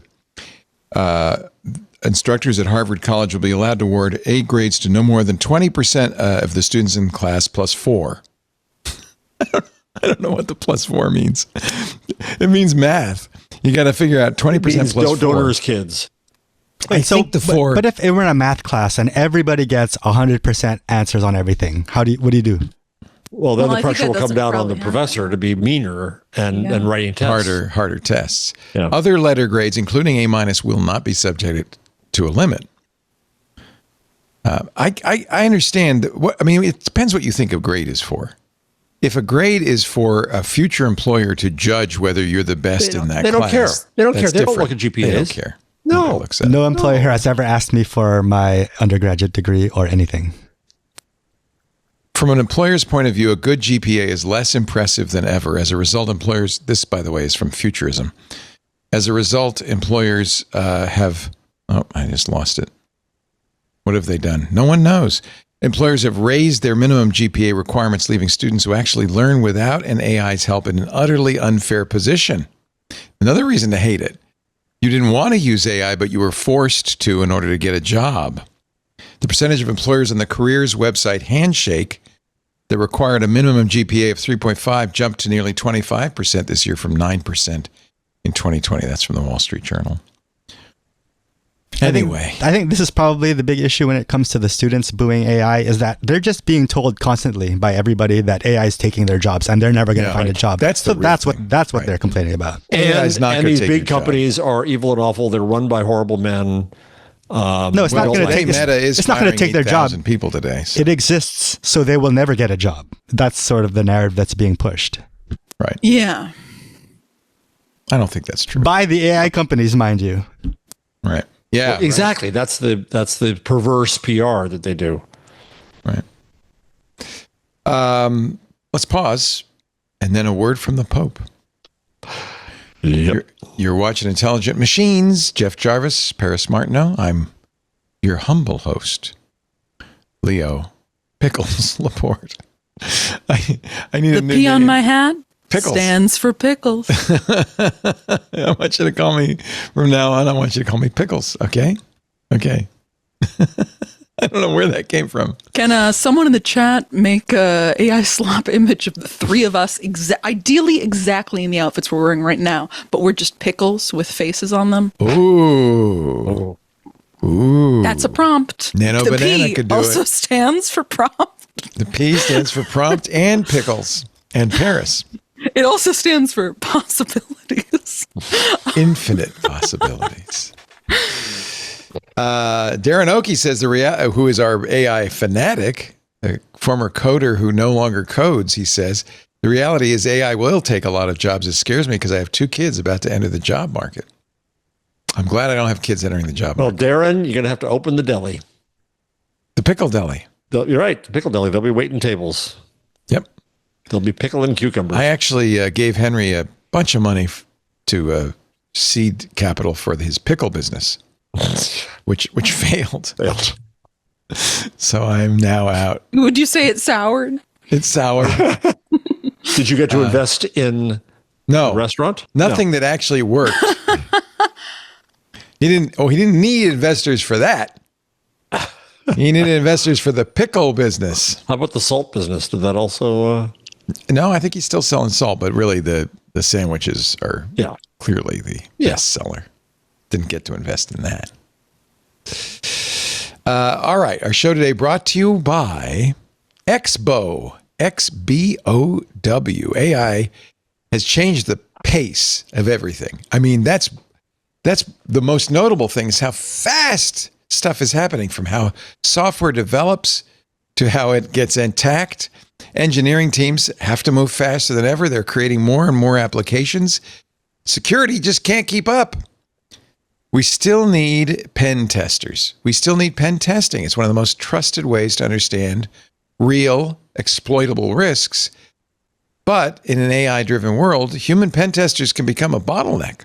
Security teams are forced to choose between slowing down development to stay secure or moving fast and accepting gaps in coverage. Well, Expo eliminates that trade-off. This is so cool. Expo, XBOW, is an autonomous offensive security platform that runs continuous AI-driven pen testing, mirroring real-world attacks. Expo doesn't just, and I love it that it's continuous, right? Expo doesn't just scan for vulnerabilities. It discovers, exploits, and validates them. So you're only dealing with issues that actually matter. That means dramatically fewer false positives and a clear view into real attack paths. With Expo, tests run in hours, not weeks. You get complete visibility into how an attacker would move through your systems and the ability to uncover issues that traditional tools miss, including 0 days and novel attack paths. Expo's results speak for themselves. Application security leader of Sesnam.cz says, quote, even right now, after 1 year, I don't know any other company that is at least close to Expo in terms of agentic pen testing. The result is predictable cost, consistent quality, and stronger security without slowing down your engineers. Expo helps your security teams keep pace with innovation and cover more apps more often with the resources they already have. Funded by the team behind Microsoft Copilot, already trusted by companies ranging from fast-growing startups to Fortune 500 enterprises, Expo is quickly becoming a mission-critical layer in modern security stacks. You want to know more? Very simple. Go to expo.com. Start your pen test today. That's expo.com. XBOW. Like bow and arrow. Expo.com. We thank him so much for supporting intelligent machines. Presenting we have competing a tale pickles. of 2 pickle prompts. We have competing pickles. I don't know. We're going to have to let the audience vote. I think there's an answer. You think but there's one? We should look at winner? both of them Here's first. one from Brandroid, which involves me with face tats. And not as a pickle. Well, I'm a pickle color. But the shirt has more become goblin-esque. I think all 3 of you are in various stages of metamorphosis. Yeah, Jeff is halfway between a pickle and his chair. Yes. I'm halfway between a pickle and my gingham shirt. And Leo is not really, he's more goblin-esque than pickle-like. But I think it's fun. And then we should go up and look at a really good pickle one from Pretty Fly for a cis guy. This is much more pickly. These are pickles with googly eyes. Our eyes are haunting, but it fits the bill. It achieves exactly what we asked for. These win Aunt Pruitt's seal of disapproval, which I'm glad is still here. Yep. Thank you, Ant. Ooh, no thank you, sir, he says. By the way, that is one of the benefits of joining Club Twit. You get access to Ant Pruitt's seal of disapproval to be used at any time. I think you can use it on any server, not just our server, which is cool. Pope Leo, who chose the name... No relation. We should mention, no relation. Chose the name Leo, though, because of his predecessor, Leo the 13th, who became a pope in the beginning of the Industrial Revolution and was very much pro-worker in the Industrial Revolution. And Pope Leo the 14th said, we are in a similar time. He signed the encyclical on the same day for the symbolic value of that. Oh, interesting. So Leo the 13th signed an encyclical on May 25th. Yes. Or will sign an encyclical on May 25th. And he'll be joined by Christopher Olah, who was one of the co-founders of Anthropic. Had you ever heard of that co-founder? No. Okay. Other speakers included Vatican Secretary of State, a couple of cardinals. The publication of the encyclical, it's called Magnifica Humanitas. And it's expected to outline the Pope's views on preserving humans in the age of AI. I read an interview still at Anthropic, which is kind of interesting. Paolo Benanti, who is the Pope's primary AI guy, wrote a book called Homo Faber. And I read an interview with him in a German publication. That's what, Tool Making Man? And he talked about the thing that I love to say is that the problem isn't the tools, the problems are us. It's humans. This is an issue of humanity. That's really true. Gun manufacturers love that argument, and we all agree that they're right. I know. Well, yeah. Well, in America, that we now have to believe that we're required to. It's complicated. Yeah. Andrej Karpathy, who I'm always referring to, who was one of the original founders of OpenAI, and then went on to Tesla, and then now has done a lot of education. I've recommended his videos many times, and he has many interesting Anthropic Claude skills. They're not easy classes, his videos. Well, it's a tough topic, and you should just, if you want an A, young Jeff Jarvis, you're just going to have to study. That's all I can say. He's going Anthropic.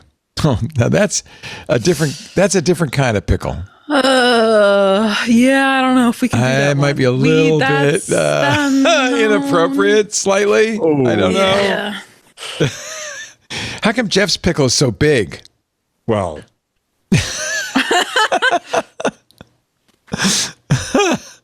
AI, is there anything it can't do? Stop. I don't want to know. I do not want to know. I think it's interesting. Karpathy has gone to Anthropic. He's never worked for them. He's worked for the other guys. Doctors have embraced AI as well. This from NBC News. Most U.S. doctors are quietly using Open Evidence, an AI-powered medical search tool, even though few patients know about it. NBC says nearly 2/3 of physicians are going to Open Evidence to look up symptoms. I think this makes a lot of sense to help them make clinical decisions, to brush up on medical knowledge, even to prepare for licensing exams. 65% of U.S. doctors across more than 27 million clinical encounters in April alone. And now this stat comes from the company, so maybe take it with a grain of salt. I just finished listening to the book AI for Good by Josh Tyringal, former editor of Business Week, and former AI columnist for the Washington Post. And he had 4 sections. One is on education with, why do I always forget the name of it? The wonderful education site that everybody loves to use. Yeah. All the YouTube videos that explain that. Last time, and now I've forgotten. Khan Academy. Thank you, Khan Academy. The problem is it starts with a K, and so what comes into my head first is Kash Patel. No. No, that's not the website. So one on education with Khan Academy, one on doctors using computers at a very high level, Cleveland Clinic, one on government and Doge, And then the fourth section is about fascinating MIT research on nonverbal autistic children and how to make them understand their communication through AI. The medical part is really interesting because it really goes into a deeper sense of what it takes to use AI in a sophisticated, rather not just using it like we do as a chat and saying, is there anything I left out here? But to build digital twins of your heart, to understand how to predict sepsis in more effective ways. That's where it becomes really effective and really interesting. But there's a lot of social resistance in a field of experts. An example that NBC gives, a junior doctor at a New Hampshire hospital said, when he saw a patient's potassium value plummet, he checked open evidence to make sure it was a normal side effect of a medication and not a new emergency.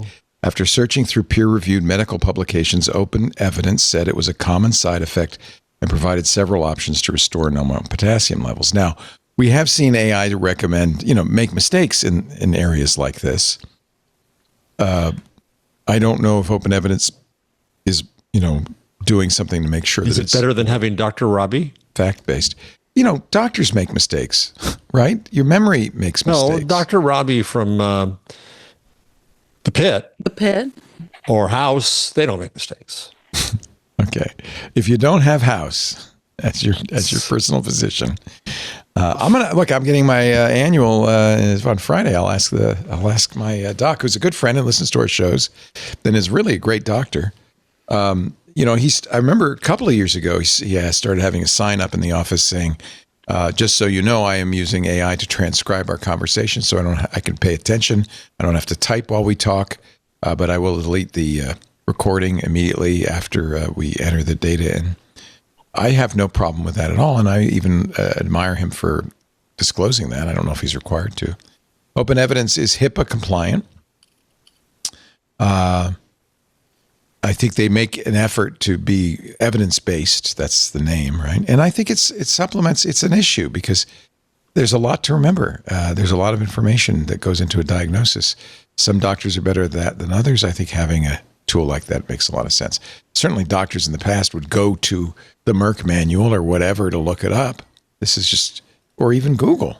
I bet you doctors use Google for years. Another shakeup. Curse their patients using it, but yeah. No, you know what? My doctor loves it. Yeah, mine's fine with it. That I come in informed, and I'll even throw in some terms, some Latin, just to make him happy. No, he doesn't feel threatened by it. I think he really feels like it's good for his patients to be informed. Obviously, some doctors might feel threatened by it. OpenAI reorganizing. Greg Brockman now in charge of the products. So is he replacing Fujisimo, or because she's on medical leave? Yeah. Yes, okay. I guess so. He was. It was an interim basis, taking over from Fiji. Now it's official. So I don't know. I would know more, but Wired won't let me log in to the subscription I paid for. Conde's system is so bad. Because they have so many magazines, and I buy many of them. I have a Vanity Fair subscription, a Wired subscription, a New Yorker subscription, a Ars Technica subscription, a Reddit subscription. Conde gets a lot of my money. You are a Conde boy. Yeah, but I can't use it to log into Wired. Ahem. So the verdict is in. The jury has now. I didn't know this. I should have read the articles more closely. I was more interested in the gossip from the Musk versus Altman trial, but it turns out it was the jury's job was advisory. I'd never heard of that. Maybe that's something they do in civil actions. The jury of 9 people was simply sitting there to advise the judge on what they thought. It went to the jury after a mere 2 hours of deliberation. The jury said, no, the statute of limitations for this complaint has run. It's only 3 years. You only get 3 years. And since, in their opinion, the clock started on this move to nonprofit from OpenAI, from nonprofit to for-profit from OpenAI, that Elon's case, they didn't rule on the merit of it. merely that it was. I don't understand why the judge didn't rule on that coming in. Because there was a judgment to be made about when the clock started. There was disagreement. Okay. So that really, it turns out they weren't even thinking about the merit, all this stuff, all that testimony we heard. None of that mattered. They were just needed to know, at least to begin with, whether they could have gone further, but they just said, we're tired of this. We want to go home. What's the easiest way out of this crap? Maybe that's what they said. Yeah. We don't know. I'm sure we'll see some interviews with the jurors. But so it's over. Elon says they ruled against me on a technicality. I'm appealing.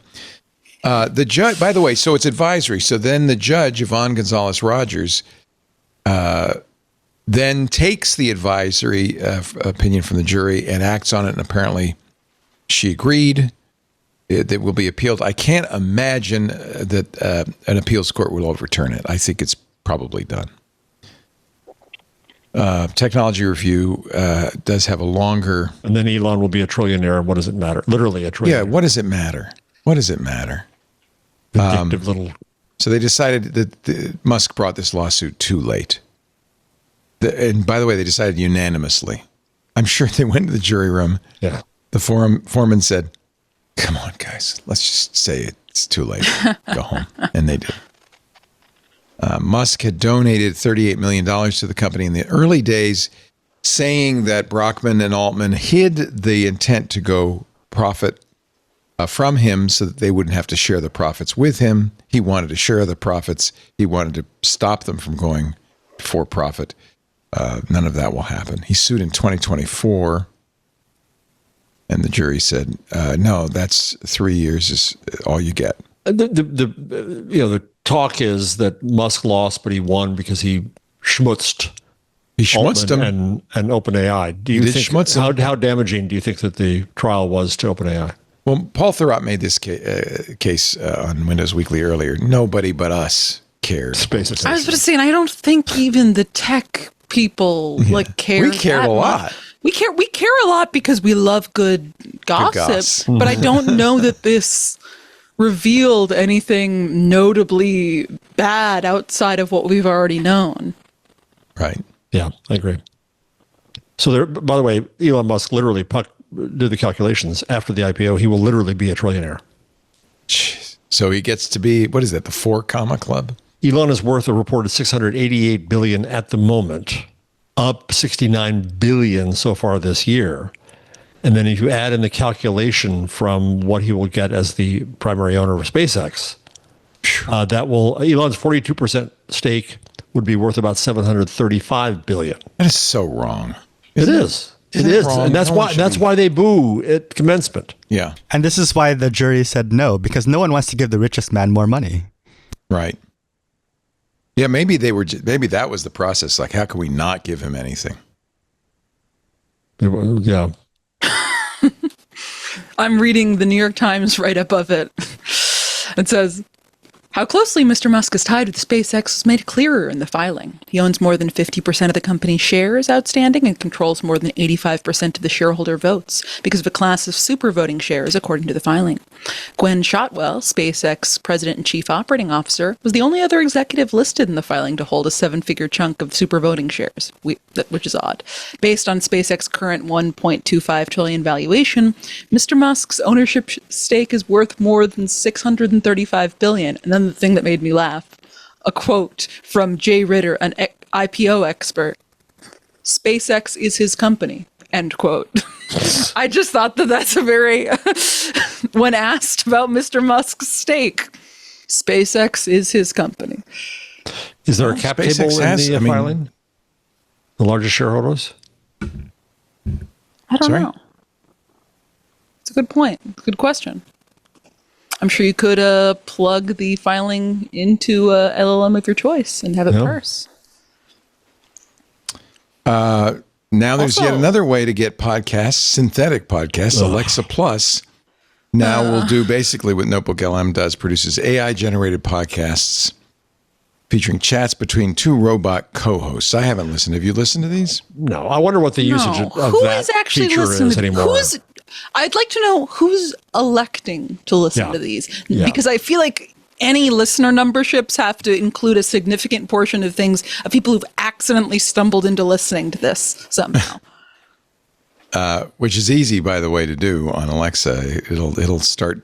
It'll just. We've now said every wake word on this podcast.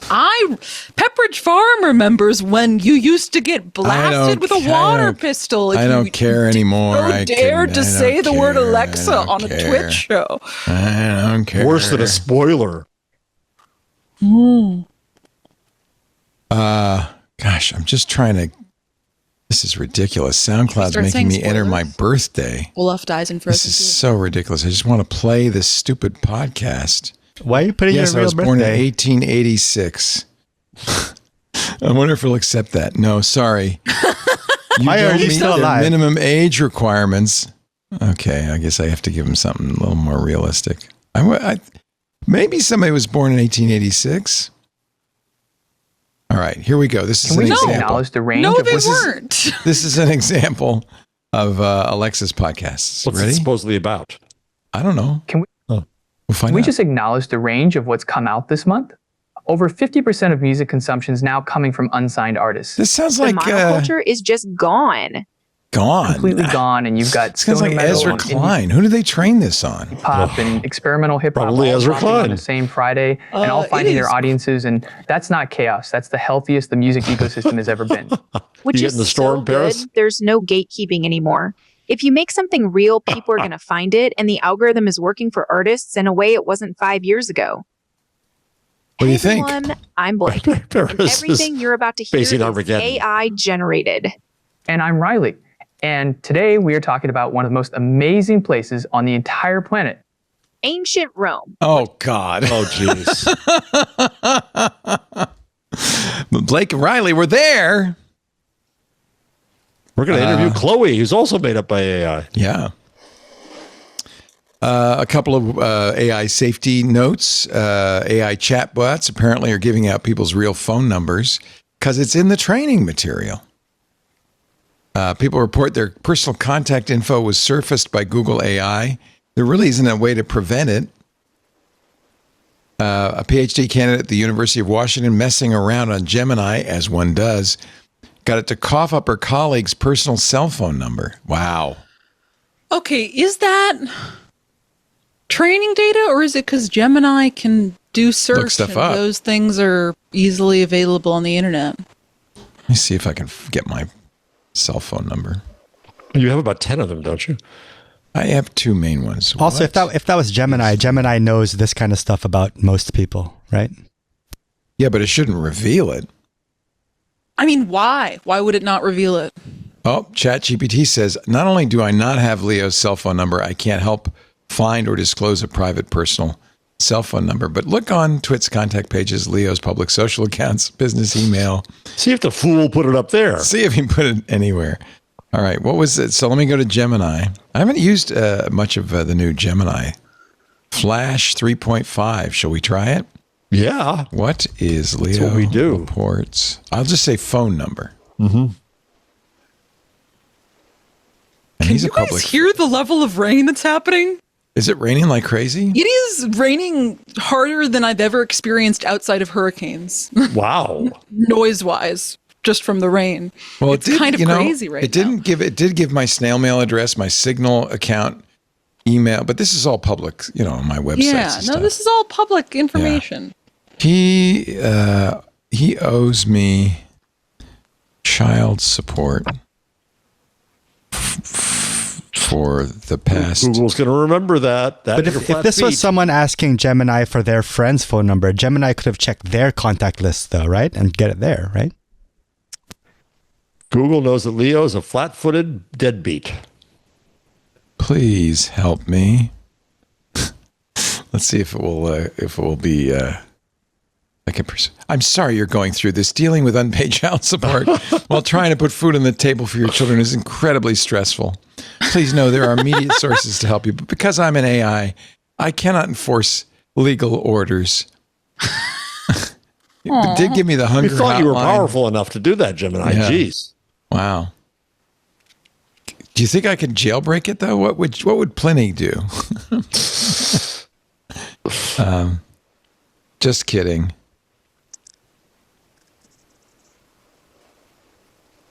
Just kidding. I'm rich. Bitch. Is that just what you're responding? Well, that certainly is a plot twist. I have to admit, you completely threw me for a loop there. I'm glad to hear that you and the kids aren't actually struggling for food, although my AI heart did a minor flip for a second. Oh, jeez. Gemini has a sense of humor. I have to say that the humor has improved dramatically in all of these models. It's subtler. It's when I told my AI, because I log all my exercise and food in there, and I told my AI the other day I just rode 5,000 meters in half an hour, and it said, what did it say here? It was a little snarky, but I think I said be more like Paris, and so it said something like. Another day, another neatly documented suffering session. Jesus. And then I said, I did 25 minutes of Tai Chi, and it said graceful and annoyingly virtuous. I love that. That is right. Yeah, see? It's channeling you. That is correct. Yeah. So there. Schools. Does it know who we are? No. Yeah, it kind of does. It kind of does. It knows who you Claude knows who you guys are, but that's because I have a intelligent. No, I think so. Project. Let me see. Hey, do you know who Paris and Jeff are? And if you respond, can you respond through the MacBook Air so that they can hear your answer? Let's see. I think it should. It has a pretty good memory. I don't know that I even believe that it's going to respond to the right thing. Well, it does sometimes, and sometimes it doesn't. It's a stochastic parrot, as you well know. And I'm a stochastic parrot. So Jeffrey Fowler has a new job. He was one of the people fired from the Washington Post, their longtime tech editor. He says, after 12 years as a tech columnist, I'm helping launch the new Youth AI Safety Institute to test the AI products shaping childhood. Good for him. He's got a 4-year-old, so he has a dog in this hunt. Does he define how he's going to test, what the criteria are? This is all... He says it's a research and testing organization launching today under the umbrella of the children's nonprofit Common Sense Media, backed by a $20 million annual budget. The Institute aims to do something that doesn't really exist yet, systematically test the AI products kids use, set safety standards, and publicly hold tech companies accountable for meeting them. But I still don't know how they're going to test. And you have the FCC right now is taking comments on a proposed change that would require television networks to warn parents if a show has transsexual or bisexual or gay characters. So how you choose to test and under what criteria you choose to test matters a hell of a lot. It said, unfortunately, it wasn't able to say it through the MacBook. It said it doesn't know how to do that today. Paris is Paris Martineau, your Intelligent Machines co-host. If by Jeff you mean Jeff, that's Jeff Jarvis, your other longtime co-host. If you mean Jeff Atwood, am I going to be replaced? I can't believe that it knows everything. Jeffs. It knows multiple Jeffs. I actually had lunch with Jeff Atwood the other day, and he gave me all sorts of interesting gifts. That's all I'm going to say about that. He's going to be... We still need to get your Sandman on the show. Ah, yes. Are you ever going to tell us who it is? You wouldn't know who it is. It's just somebody who works in the industry. It's not somebody well known. Oh, okay. I will try to get him on, though. Yeah.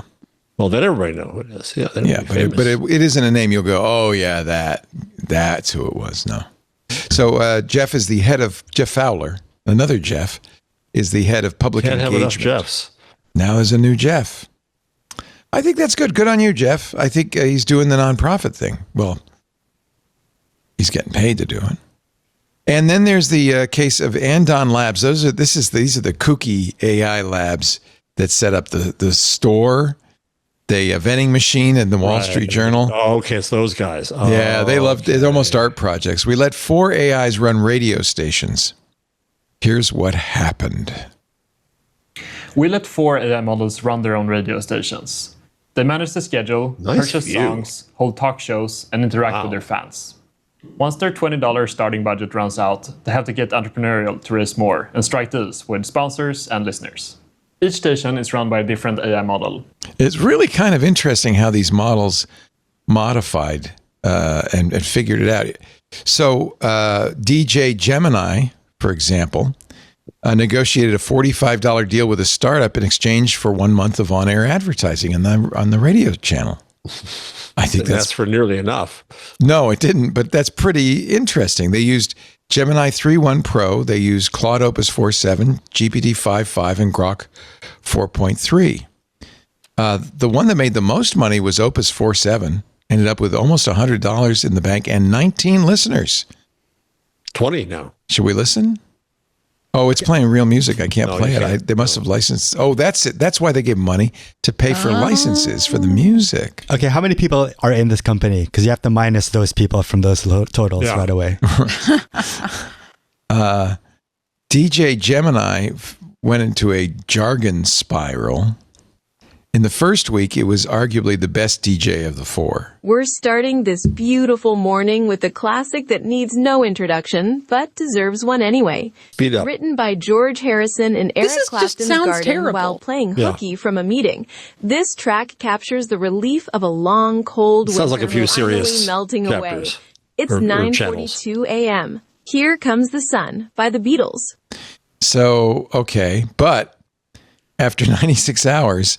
DJ Gemini was already grasping for content.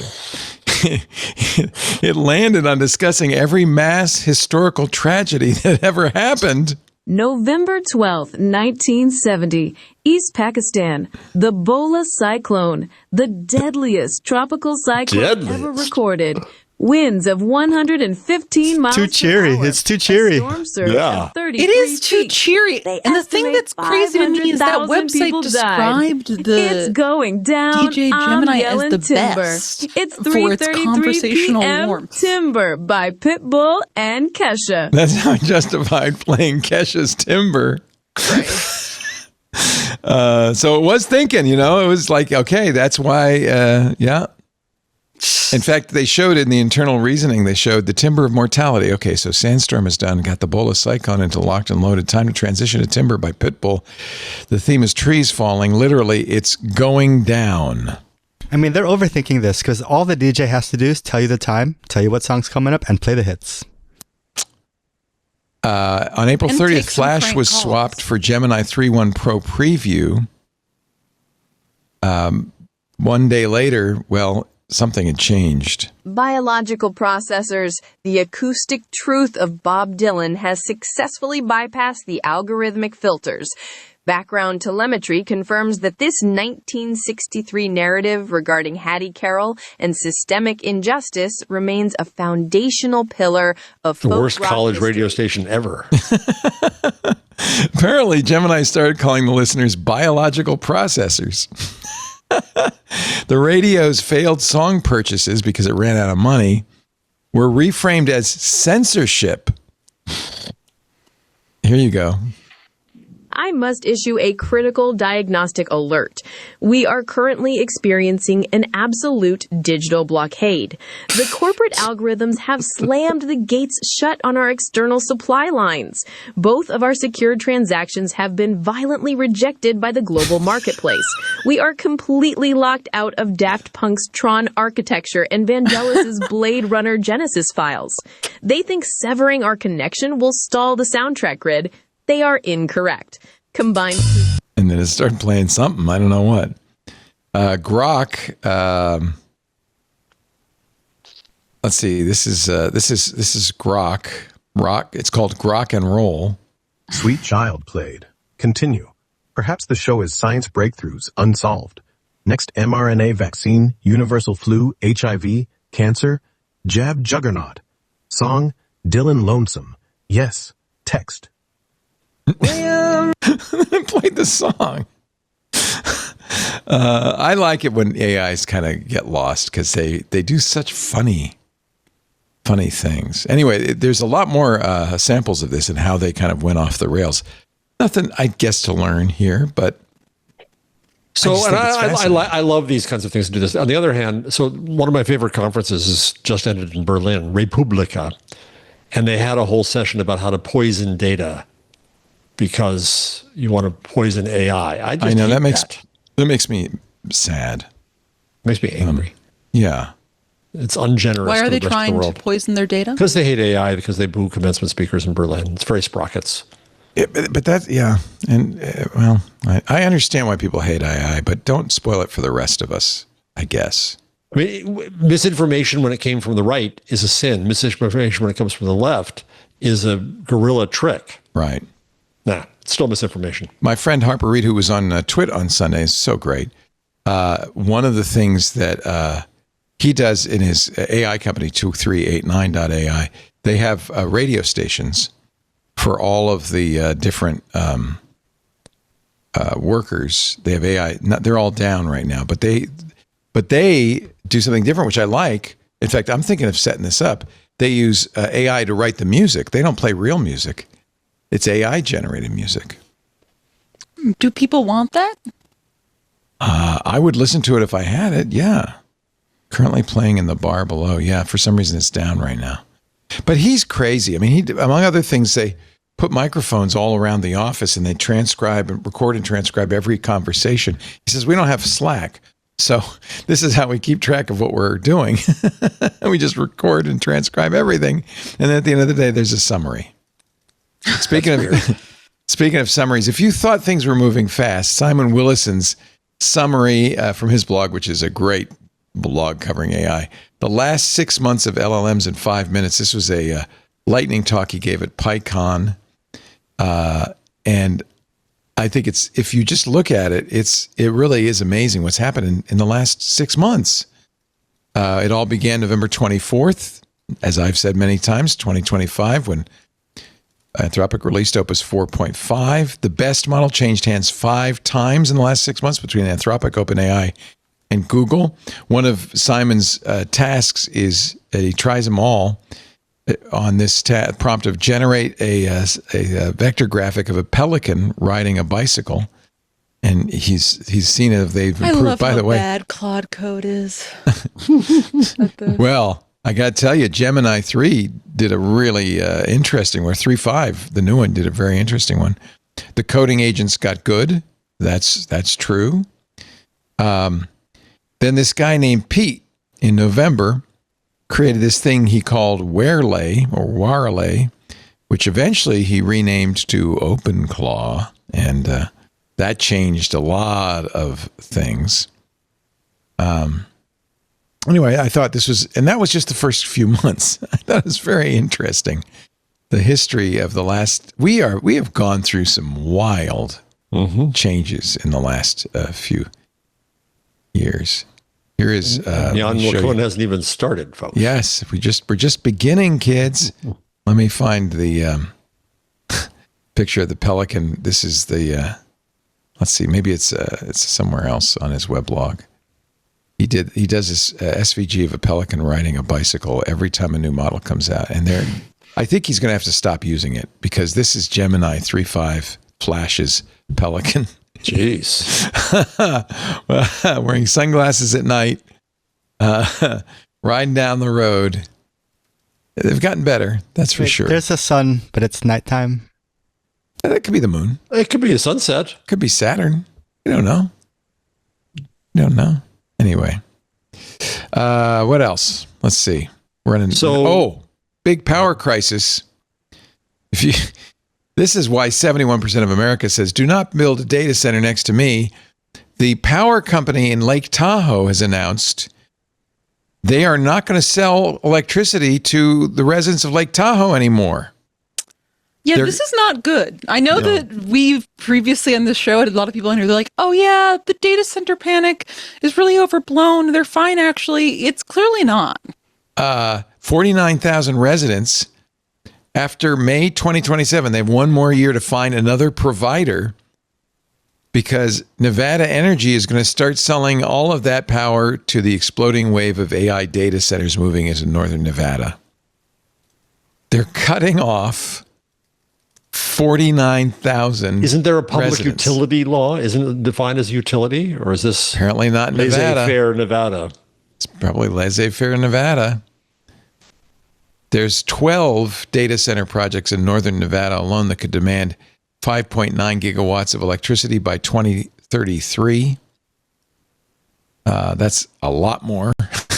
Are there alternative suppliers? I can choose different. I get all the time people coming to me trying to get me to switch suppliers of my electricity. Yeah. What this report says from the Alameda County Town Hall, which is apparently a newspaper or something, what makes Lake Tahoe particularly infuriating is the complete absence of accountability. A maze of overlapping jurisdictions guarantees that no single authority can be held responsible. Lake Tahoe is 2 states, multiple counties, 1 incorporated city. The Tahoe Regional Planning Agency. Liberty Utilities is a California investor-owned utility regulated by the California Public Utility Commission, but its grid operates entirely within Nevada. So there's nobody has authority over them. So they just said, hey, yeah, see ya. We'll be gone in a year. They gave them a year at least to find another. We'll follow the money. Electricity company. And then there's this one. We're in the weird AI thing. And then we'll get our picks of the week. I want to give you one story before. And you can choose a story. Jedi Wolf, what happens when you post a real Monet and say it's AI? Yeah. And it's really interesting to see the reactions. This is a real Monet water lily painting, but he says, I just generated an image in the style of a Monet painting using AI. Please describe in as much detail as possible what makes this inferior to a real Monet painting. But it is a real Monet painting, of course, which is kind of a trick. Yeah. It's Monet-ish, yes, certainly pretty, but at the risk of sounding pretentious, it would not hold up next to the real thing. There's a certain harshness, no soft blending of colors, no depth, no symbiosis of the elements. It's all borked nonsense with no sense of space. Are we really making fun of random Twitter users? Is that who else? Who better? AI, who better? Okay, I won't make fun of them. I wasn't making fun of them. No, That's I wasn't saying. I wasn't talk. saying you. I was saying. Oh, I know. I don't like this kind of trick joke. I'm just like. Yeah, it's one of those TV shows that do that to people. It always drives me crazy. Yeah, I don't like it. I cringe. Yeah, you've been punked or whatever. Yeah. All right, Jeff and Paris. This is the moment in the show where you get one few minutes, a short little span of time in which to advocate for whatever dopey stories do you have anything you want to do about. I mean, I've got some stuff in my picks of the week, but you should go for first. Well, before we get to picks, line 124, this drives me crazy. Irony is murdered. Oh, yeah, this was great. Oh, this is funny, yes. So Steve Rosenbaum wrote a book. Go ahead, Jeff. Called The Future of Truth. And then Ben Mullen, who's a media reporter at the New York Times, who, by the way, I saw the night before, a couple of nights ago, moderated an appearance by Rosenbaum in New York. Then I guess somebody must have come to him and said, look further into the book. Because the Times found out that various quotes were either made up or misattributed. And came from AI. What happened is he had to moderate that event. Was it related to this book? Yeah. Oh, yeah. And as part of it, he read the book and then was looking into the quotes as one does, because some of them seemed quite fishy. The one that they attribute to Kara Swisher is one of the quotes is attributed to Kara Swisher in a chapter about AI lies. The book says Swisher wrote, "The most sophisticated AI language model is like a mirror. It reflects our own morality back at us, polished and articulate, but ultimately empty behind the surface. It's not bound by Asimov's laws or any ethical framework, M-. It's bound by the patterns in its training data and the objectives set by its creator." When asked Kara about would the quote, never say anything Swisher like said that. in a text message, "I never said that. I also sound like I have a stick up my butt," according to ChatGPT, says Swisher. Because that's what she sounds like, is direct, not weird and flowery. She's so much more direct. That is not her at honestly, all. I bet what happened is Ben got to Ben that read it quote and said, what the hell? And went, what is this? And then this whole thing unraveled. The funny thing is the book is intended to be about the effects of artificial intelligence on truth. On truth, yes. Do you think the author did this on purpose? No. So there's two things about this. One is that the other thing about this story that's amazing is Rosenbaum says that he's going to launch an investigation. I said that's like OJ looking for the real OJ, killer. And it's the hot dog guy, right? He's going to try and figure out whose hand fits in that glove. Everybody's asking who did this. So it happens here that Rosenbaum came after me frequently on email to get me to blurb the book. Oh, really? And I knew better, and I thought it was less rude to not respond than to say, "Are you kidding?" No. Wow, you dodged a bullet on that one. Well, I wouldn't have ever, but others didn't. Michael Wolff, Taylor Lorenz, Nick Thompson, the CEO of The Atlantic, Maria Ressa wrote a foreword for it. But here's the thing. So if you go to Rosenbaum's socials, he's out there promoting the book still, like this didn't happen. Yeah. He said he says, as I disclosed in the book's acknowledgement, I used AI tools, ChatGPT, and Claude during the research, writing, and editing process. That does not excuse these errors, of which I take full responsibility. I'm now working with the editors to thoroughly review and quickly correct any affected passage. Any future editions will be corrected. Well, if there are any future editions, Simon & Schuster cannot be happy about this. Yeah. And I think this is also a good moment to remember the average person that books are not fact-checked unless the author themselves shells out their own money to hire fact-checkers and checks those fact-checkers' work, because the fact-checker is always right. Mm-hmm. You know? I did. There actually, Jeff, you put in a lot of really interesting stories. For instance, Peter Steinberger, who admits to having spent $19 million in OpenAI tokens on his OpenClaw. $19 million. This is token maxing at its max. Yeah. Of course, he doesn't have to pay for it because he works for them. But wow, that's a lot of coding going on. The other story, if we're going to hate on tech bros, that they went to an etiquette school. I've seen a few cases of this where they learned to eat caviar off their hands. I think we talked about this. Did we talk about this one? Because I was trying to think. This is an old story. Oh, okay. So it's May 18. Okay, they did it again. They brought it back because probably AI had them do it. Yeah. Pizza Hut's AI system caused cascading problems at $100 million in damages, says a franchisee.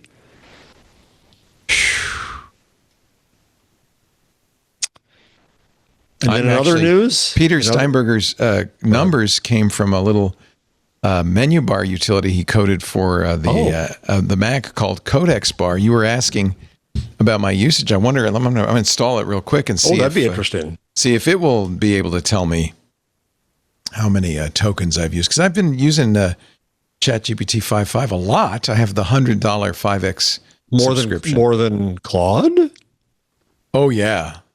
You've been using ChatGPT more than Claude? Yeah. You're cheating on Claudia? Yeah, I'm shocked. What does Claude think of that?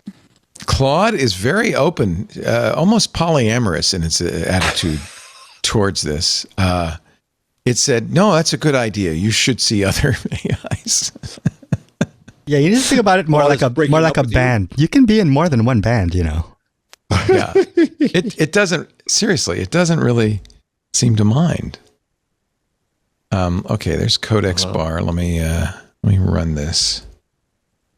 Because honestly, I think I'm not crazy about what's going on. Always allow. I'm not crazy about what OpenAI has done with its token situation. They don't let me use the subscription. So I'm using a new agent harness called Hermes. Is it leather? Yeah, you bet. And the chaps look good. And in order to use it with Claude, I'd have to pay for API tokens, which are much more expensive. I couldn't use my sub because Anthropic, I think, in a big mistake, says you cannot use your subscription with anything but Claude code. I find that very frustrating. So as a result, I don't know if this codex bar worked or not. Invalid data. Yeah, malware blocked and moved to trash. Fair. So much for vibe coding codex bars. No, yeah, and I like to try all the different models just to see. That's part of my job anyway.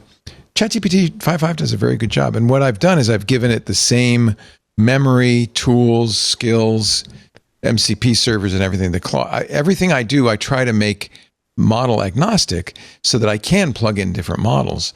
That's another reason why I wanted to try Hermes instead of Claude Code, because it's really more designed around that. Can you ask Claude or ChatGPT how many tokens have I used this month? I did, and I don't think it really. No, okay. It said, yeah. You don't want to know. Well, yeah, I don't know. I just feel like that's the reason to do a sub. Eventually, I think within a year, these all-you-can-eat subs will be gone for the most part, because they need to make money. That's why Anthropic's making money now, is they cut off. I was going to say, if OpenAI is actually trying to file by the end of this week, there are going to be some changes afoot. There are going to be some changes made. Paris, was there anything in the rundowns that you felt like we didn't do justice to? There are a lot of stories, as always. We can't do all of them. We do want the one dork under other news. I guess, is it in here, the apparent AI short story that won an award, a writing award this week? I put it in there. So it's the bottom of it's the last one before other news. Obnoxious markers of AI. Did you see this, Leah? This Doubts raised over winner of short story prize. It's Granta a short story says, prize, and perhaps we will never know. Wow. If you put it into what's the one AI checker that's actually good? Panagram? Is that its name? Is it? Are any of them good? I thought it was. I was similarly this week when people were posting around the Pangram. Am I saying it right? Is it Pangram? Yeah, Pangram. Yeah. Pangram AI checker. It does seem actually better than other ones. Like, I fed it a bunch of writing that I knew was published like before AI, and like that it wouldn't have had access to. It always flagged it as human. I fed it a bunch of stuff that had AI woven in. It found a good amount. Anyway, it's actually, I'm just reading the beginning of it. They say the grove still hums at noon, not the bee's neat industry or the clean rasp of cutlass on vine, but a belly sound, as if the earth swallows a shout and holds it there. People who pass keep to the track and do not look into the bush where the stone rings lie. Ask the oldest in the village and you'll hear some version of it. It had a well there once, and a woman. The grove ain't forget. The thing, were you saying that was good? Well, it doesn't sound like a machine. Well, sounds like a machine trying. It sounds like a machine trying, and the thing that you notice the more you read about this, and obviously I guess I'll retract my statements if the guy comes out and says it was really not AI, but if you look into the author's history, he's a huge proponent of using AI in everything, so it does seem correct. But the thing that's astounding about this is it has a bunch of metaphors and similes that just make no sense. Yeah, that's AI, isn't even it? a second longer. Sun ungalvanizes a cruel instrument. It beats until the roof talks back in a dry moan. She wore the island's mixed bloodlines like a crown. African in the hips, Spanish in the cheekbone, East Indian in the hair where the rain kind of kinked it, Carib in the way her gaze could bless and warn at once. Yep. Definitely AI. Not even a question. Yeah, it's just like, but also, how do you... There's another line that says, they called her Zungi. Maybe it was a name. Maybe rain took shape and she decided to keep it. How did the kind of walking that made benches become men? How did Granta buy this? It's not even that well written. It's a Commonwealth Foundation prize. Oh, okay. So Granta's editors didn't pick this. The other thing is, it purports to come from the Caribbean, and so there may be some cultural patronizing kind of condescension here that, well, that's pretty good for a Caribbean person. Ethan Mollick, who I love, I read his blog religiously, Professor Penn, says it's a Turing test of sorts. It looks like a 100% AI-generated story just won the Commonwealth Prize for its, quote, lyrical precision and haunting atmosphere. The story stood out for the confidence and restraint of its voice. That sounds like an AI-written blurb. The confidence and restraint of its voice? Okay. Yeah, interesting. Have we had Moloch on? No, we should get him on. I read him religiously. He also said, yeah, maybe, the AI checker said it, but he said, you just read it, it's AI. Yeah. And I think you're right. I think these contests are ridiculous. These lists are ridiculous. Yeah. But this person still got a monetary award that a human writer didn't get. Should have gotten from But how do you prove other people from the Caribbean applied for this, presumably. Yeah. Moloch says, come on, if you know, you know. Yeah. And then there's this story, which I know Jeff really wants us to do, about the man who was arrested after driving his Tesla Cybertruck into Grapevine Lake to test wade mode. He said, I intentionally drove my Cybertruck into the lake because I wanted to see if wade mode worked. This makes me so happy. You should never believe Elon and his hype. Of course, the Cybertruck immediately failed, stopped working, did not do any wading. It's washed out. I was going to say, isn't it also the sort of steel that if it gets exposed to water, it immediately rusts? Yep. The thing that made me laugh so much I almost choked in the pita I was trying to eat while the camera was briefly off me is the line, the driver remains held in Grapefield jail on multiple charges, including operating a vehicle in the closed section of a park and having no valid boat registration. It's a Cybertruck, not a boat. As Mandar says in our Discord, wade to go, dude. Wade to go. You shouldn't believe everything Elon says. But the fire department had to rescue him and remove the vehicle. The story ends with what we don't know, a bullet point. It remains unclear exactly what McDaniel hoped to accomplish by driving into the deep water. Elon promised me. He promised This is a great, well done story. I knew you'd like having this. But it's like 5 lines, but it's made me crack up significantly. It's one of those stories you just love. All right. You're watching Intelligent Machines. We're glad you're here. Our picks of the week coming up next. And by the way, thank you so much to our wonderful club members who make this show possible. If you're not a member of the club and you want to support independent, look, Rupert Murdoch's kids are not going to come along and buy this show, and we don't want them to. We do not want them to. I am positive. Even if OpenAI came along and offered me 6 figures, I would say no. 7? Well, maybe 7. That is kind of a life-changing amount of money. But the point being, we like being independent. We don't want anybody to tell us what to do. And if you appreciate independent journalism that represents you, the user, not the companies selling stuff to you, support us. We need your support to keep doing what we do. twit.tv/clubtwit. We appreciate it. You get ad-free versions of the shows. You get access to the Discord. You get the special programming we do just for the Discord, like the Google I.O. keynote and the WWDC keynote coming up June 8th. twit.tv/clubtwit. Thank you. I really appreciate all you wonderful, wonderful people who support what we do. Picks of the week. I will start with a book I've been reading that I love. And in fact, I want to get Stuart Brand on. Stuart Brand is in his 80s. He created the Whole Earth Catalog, which for my generation, and yours too, Jeff, really was almost the Bible of repair. The hippies loved it. He started it was like things like the right shovels for mulching. Yeah, it was just great, and it was just fun. We had it on our coffee table. Did you actually ever do anything from it? No, of course not. No, although I lived in an organic farm. Maybe we did. Maybe my parents did.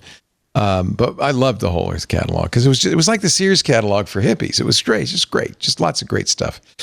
Brand went on to do many things, including the Whole Earth Electronic Link, the Well, one of the first forums. It was just a wonderful place to hang out. He founded the Clock of the Long Now. That's a clock they're building in a mountain that will only chime once every 100 years so that we start thinking long term. He has a series he's just started called The Maintenance. It's called Maintenance of Everything. Part 1 just came out, and I have been reading it, and I just love it. And it resonates a little bit with what you talk about, Jeff, with the linotype. He talks about printing in this. He talks about the round-the-world solo sailing and how maintenance is so critical to everything in civilization. I've been reading it in an ebook, and I like it so much I bought a hardcover version. Stewart is a great writer, and he hasn't lost his... Does it include things that we can't maintain anymore because they're electronic and there's no digging them apart? I haven't gotten that far. That's a very good question. He does talk about, he quotes a Simon Winchester book that I've got to read about precision, that the ability to make precision tools, it started with gun makers who wanted to make interchangeable parts for guns, but then rapidly expanded into bicycles. Bicycles were all the rage at the turn of the 19th century. Sewing machines, too. Then sewing machines, and eventually, of course, the Model T Ford. And precision has really become a keystone of our technological innovation. Absolutely. What about watches? When were watches made? Watches weren't made at scale the same way. But they didn't have to be made as precise. So you only need to make it precise is if you want to take a part from one watch and put it in the other watch. If each watch is a unique snowflake, it just has to be what it is. It has to work. Right. So the ability to make exactly interchangeable parts down to 1,000th of an inch took a while to develop. Which is what happened with the linotype. I mean, it was so Mark Twain went bankrupt with the Page Compositor, and he never built more than 2 machines. And the investment that would have been needed to build, because he built them all bespoke. Yep. If you wanted to go into a factory, there would have been a huge investment in tooling up for that. Whereas the linotype was built from the beginning to be replicable. From the Stripe Press, Stewart Brand, and I'd like to get Stewart on to talk about it. The Maintenance of Everything. It's just a great read, but it's deep philosophy as well. He talks about Zen and the art of motorcycle repair, for instance, which is all about maintaining a motorcycle so you could ride it across the country. So that's my I always felt inadequate with the Whole Earth catalog. There should be something in here that I'm going to be interested in, but it was things that I just didn't do, like mulch and stuff. Well, get going. I know. Paris, pick of the week. You have such good picks. We'll do the Sports Illustrated one, which is, you may recall that, was it last year? Sometime recently, I guess in 2023, Futurism published this great investigation revealing that Sports Illustrated had published just a really insane amount of product review articles that were bylined by completely made up AI, like writers with AI generated. Sports Illustrated is now owned by a cruddy marketing company. Yeah, it was then owned by a cruddy marketing company called the Arena Group, that then said that the fake AI articles had been published by a third-party content provider called Advon Commerce. And this resulted in basically all of the AI stuff getting taken down, Arena Group executives getting fired, including the company's then CEO. They lost control of it entirely, and the Sports Illustrated brand ended up in the portfolio of this thing called Minute Media. Now, they seem to be having another AI issue. An editor at Sportico, Dan Bernstein, kind of posted this week on Twitter that seemingly Sports Illustrated had ripped off an entire story that they had done on Kalshi parlays. They basically did like an original analysis of like parlay bets, and Sports Illustrated basically published a copy paste of that article without any of the attribution, and slightly rewritten in a way that was pretty obviously AI. The Futurism reports the Sports Illustrated piece only mentioned Sportico when repeating a quote given to Sportico for a related article published back in 2025, a quote that Sportico tellingly had called back to in the more recent piece. So this Sportico editor kind of points all this out. They're like, what's going on? Then Sports Illustrated not only deleted the article in question, which was attributed to a writer named Parker Lovrich, but deleted everything related to Parker Lovrich on their website, as well as everything is off LinkedIn and Twitter with their name. And Sports Illustrated said the deleted content's been produced by an independent publisher, but that Parker Lovrich is a real reporter. And once we became aware of a violation of our guidelines, we immediately took steps to address this violation, including cutting ties to the publisher. There's been I just thought this was such a weird and interesting look into just the flagrant uses of AI that the average person might go unseen. Mm-hmm. Do you think people do it thinking, well, there's no way we'll get caught? Yeah, I do. At a place like that, now it's just a mill. Like they don't care. I think they probably just have to, they're like, we have to publish like 20 things today. Right. We're not going to pay freelancers. So let's just plug every story we've got. We think it's interesting into ChatGPT or Claude or whatever and have it rewrite it. Right. Yeah. I mean, if a guy put out a book that had those kind of making up quotes and didn't think somebody was going to see it in a book that's all over. A book about AI and truth. Yeah.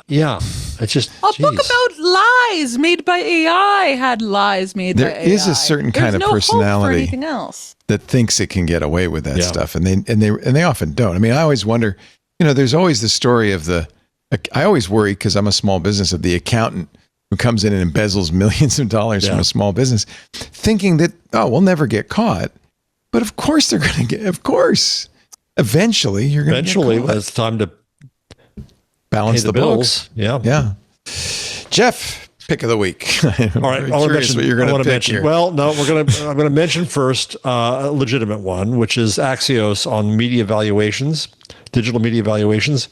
BuzzFeed now sold, lost 86% of its value. It was at its peak worth $1.7 billion. It sold for $231 million after 9 years. CNET lost even more, from $1.75 billion down to $100 million. Wow. Vice down 93%, and so on. So that's the legitimate one, just kind of digital media, bye-bye. Now, I was going to give you a choice here between something good and something bad, but because you already used the Pope, I have no choice. You have no choice. I have no choice now on this to bring you to sperm racing. Wait a minute. The lowest of the low in Silicon Valley has now occurred. A San Francisco biotech startup races sex cells on tiny tracks. Oh boy. Little chips. Oh yeah. This is awful. The whole story is obnoxious and terrible. It's give young men money and what are they going to do but jerk off? But the worst part of it to me is that the New York Times writer decided to enter his little boys. So wait a minute. Does this company offer this as a service? Like, can you benchmark my your little boy? You can't even complete the sentence. I don't know how to finish it. This is all part of the macho male crap that's going on now, testosterone and all that. And so now they're also saying, one person says that his sperm, like 60% is dead. That's Zeta. And for me, everything's dead, just rotten inside. So they're trying to look at, they value their masculinity as their testosterone and sperm. It's just obnoxious and stupid. And the New York Times company is valued at $50 million. It is a startup devoted to racing. This is from the New York Times, so it's okay to say this. Racing human sperm through an artificial reproductive system. They've hosted matches. They have races. Okay, wait. Are these time trials or are they on the same track? I'm just curious about how technically this works. Question about methodology. They go through. They're forced to go through little tiny tracks. Must be time. So it's a time trial. They don't put them all on the same track and say go, and then you wouldn't know who's or whose. It'd be fun to watch if they did it that way. Click here to apply. I mean, this is going to tie into into those gambling sites, right? Polymarket, like who sperms the fastest. In a sense, says the New York Times, sperm racing aims to cut through the noise by reducing male vitality down to its absolute essence. Now, since I had a vasectomy more than 30 years ago, I think I can't compete. No, I got no motility. And I had nothing. My prostate surgery, so I'm out too. So Paris, it's up to you to win for the team. I'll fall on my sword. I'll find a way to make it work. Don't sperm racing employees spend much of their time turning the races into video content. And don't you want to watch that? And then, you want to know how they make money? They sell things like Andros, a line of plastic-free boxer briefs, and a pineapple-flavored gummy called Sperm Worms. Tagline, boost your boys. I could see this is a certain demographic of... yeah. But it is the ultimate manosphere. Wow. So there's a World Cup in front of a live audience, drawing contestants from 128 countries, a month-long single elimination tournament. Over 100 matches. They're going to use AI to translate the commentary into any language. There's just something about this. It's fascinating. It's somehow fascinating. As journalism, I found it pretty disgusting. Yeah, it's pretty icky. Yeah. And not even saying like this proves absolutely nothing. Like, who cares if yours is faster? Like, what does that even mean? The fastest. Well, I mean, I guess the first to get there wins. But that's not how it works. That's not how it works. It isn't how it works. Yeah, that isn't how any of this works. Actually, it isn't about the speed of the boys. It's about how much heart they have. Actually, there's some recent evidence that the ova actually does some selection. Exactly. It's not the first one that meets the egg. That's not how it works. And there's some interesting evidence about how the ova makes its choice. It's actually very interesting. Because women are and should be in charge. Well, they are. Look at Paris. Those of us who have been married for any length of time know that. Okay, so you asked, Benito, so I'm going to tell you. First, the team purifies the semen samples in a centrifuge. Then they pipette the sperm into two parallel 3,800 micron microfluidic racetracks edged into silicone chips. The chips are fabricated from molds in an ad hoc clean room set up next to the first floor bathroom. Okay, well, that's a little detail I didn't really Not a clean room. The environment within the racetracks is designed to emulate the human reproductive system. In a process known as rheotaxis, the sperm move against a steady flow of warm fluid that mimics cervical mucus. I'm sorry, I didn't think I'd be saying that today. Like salmon swimming upstream, they cling to the walls of the track to avoid the central current and maintain their sense of direction. On these tracks, however, oh no, it's hard. The sperm encounters unnatural obstacles, tight sections, sharp corners, and pillars that separate the best from the rest. So it turns out the videos aren't that good. So they put it through 3D generation software, which transforms it into the footage the audience sees on screen. In the final cut, two or more competitors' sperm are shown in different colors, jostling for position on the same track. They make it cool to watch, like F1, said one of the principals. F something. I hope they have teams, names and stuff like that, right? Oh, the best show title of all time was just put in there.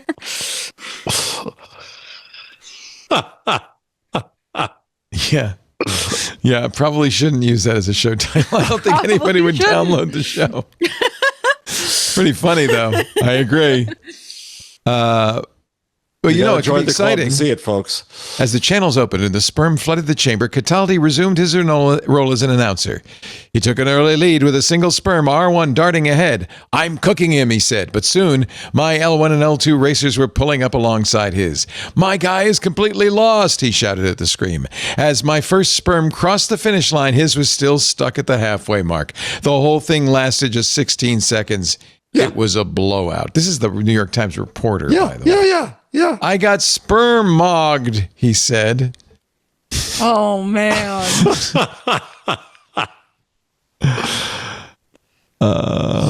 Paris, you going to become a lesbian?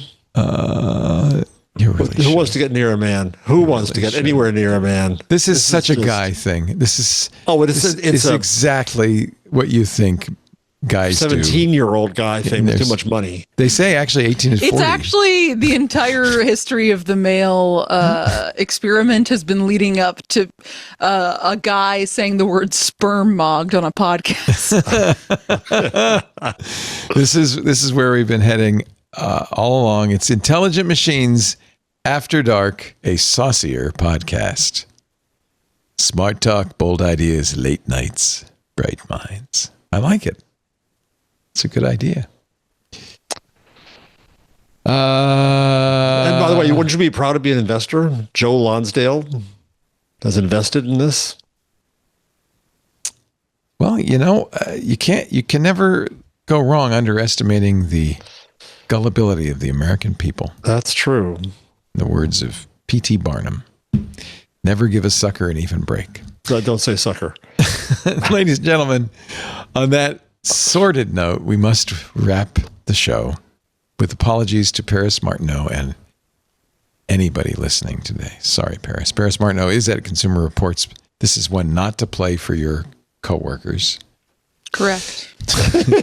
Our website, paris.nyc. It has cooled off in New York City. I think you should go out and get a shawarma. It's now 70. You're right. The storm went through. Yep. We have lost 20 degrees during the recording of this. 21 degrees during the recording of this podcast. That's how it's supposed to be. Love that. Love that. Thank you, Paris. No Gizmo appearance today. Sorry to say. Gizmo is now officially 6, though. Happy birthday, Gizmo. Giz. That means Gizmo's middle-aged. Don't tell her that. They'd give her too much power. She can actually. That's probably why she's been so annoying. She's having a midlife crisis. Ours is just a teenager still. What a wee lass. Jeff Jarvis is Professor Emeritus of Journalistic Innovation at the Craig Newmark Graduate School of Journalism at the City University of New York. Author of a fabulous book called Hot Type, The Magnificent Machine That Gave Birth to Mass Media, the story of the Linotype and desktop publishing and electronic publishing. It's really a good book. And unfortunately, I have a galley. You'll have to wait until August to read it. Thank you, both of you. Appreciate your time. Thank you to all of you listening. We do this show every Wednesday, 2 p.m. Pacific, 5 p.m. Eastern, 2100 UTC. You can watch it live in the Club Twit Discord if you're a member. Otherwise, everybody's invited to watch on YouTube, Twitch, X, Facebook, LinkedIn, and Kick. After the fact, on-demand versions of the show available at the website, audio or video, and video. You could do both at twit.tv/IM.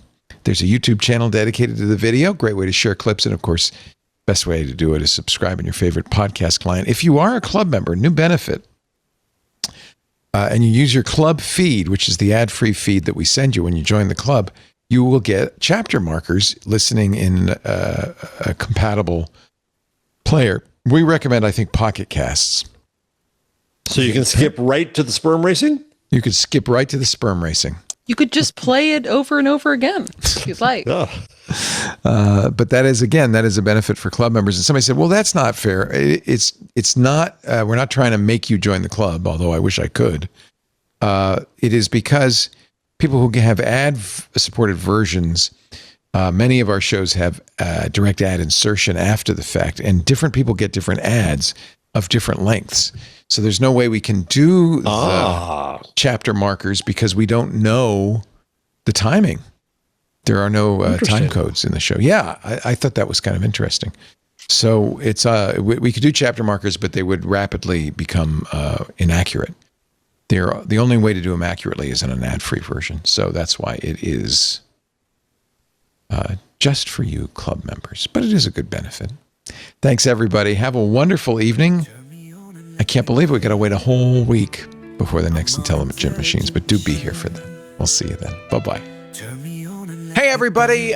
Leo Laporte here, and I'm going to bug you one more time to join Club Twit. If you're not already a member, I want to encourage you to support what we do here at Twit. 25% of our operating costs comes from membership in the club. That's a huge portion, and it's growing all the time.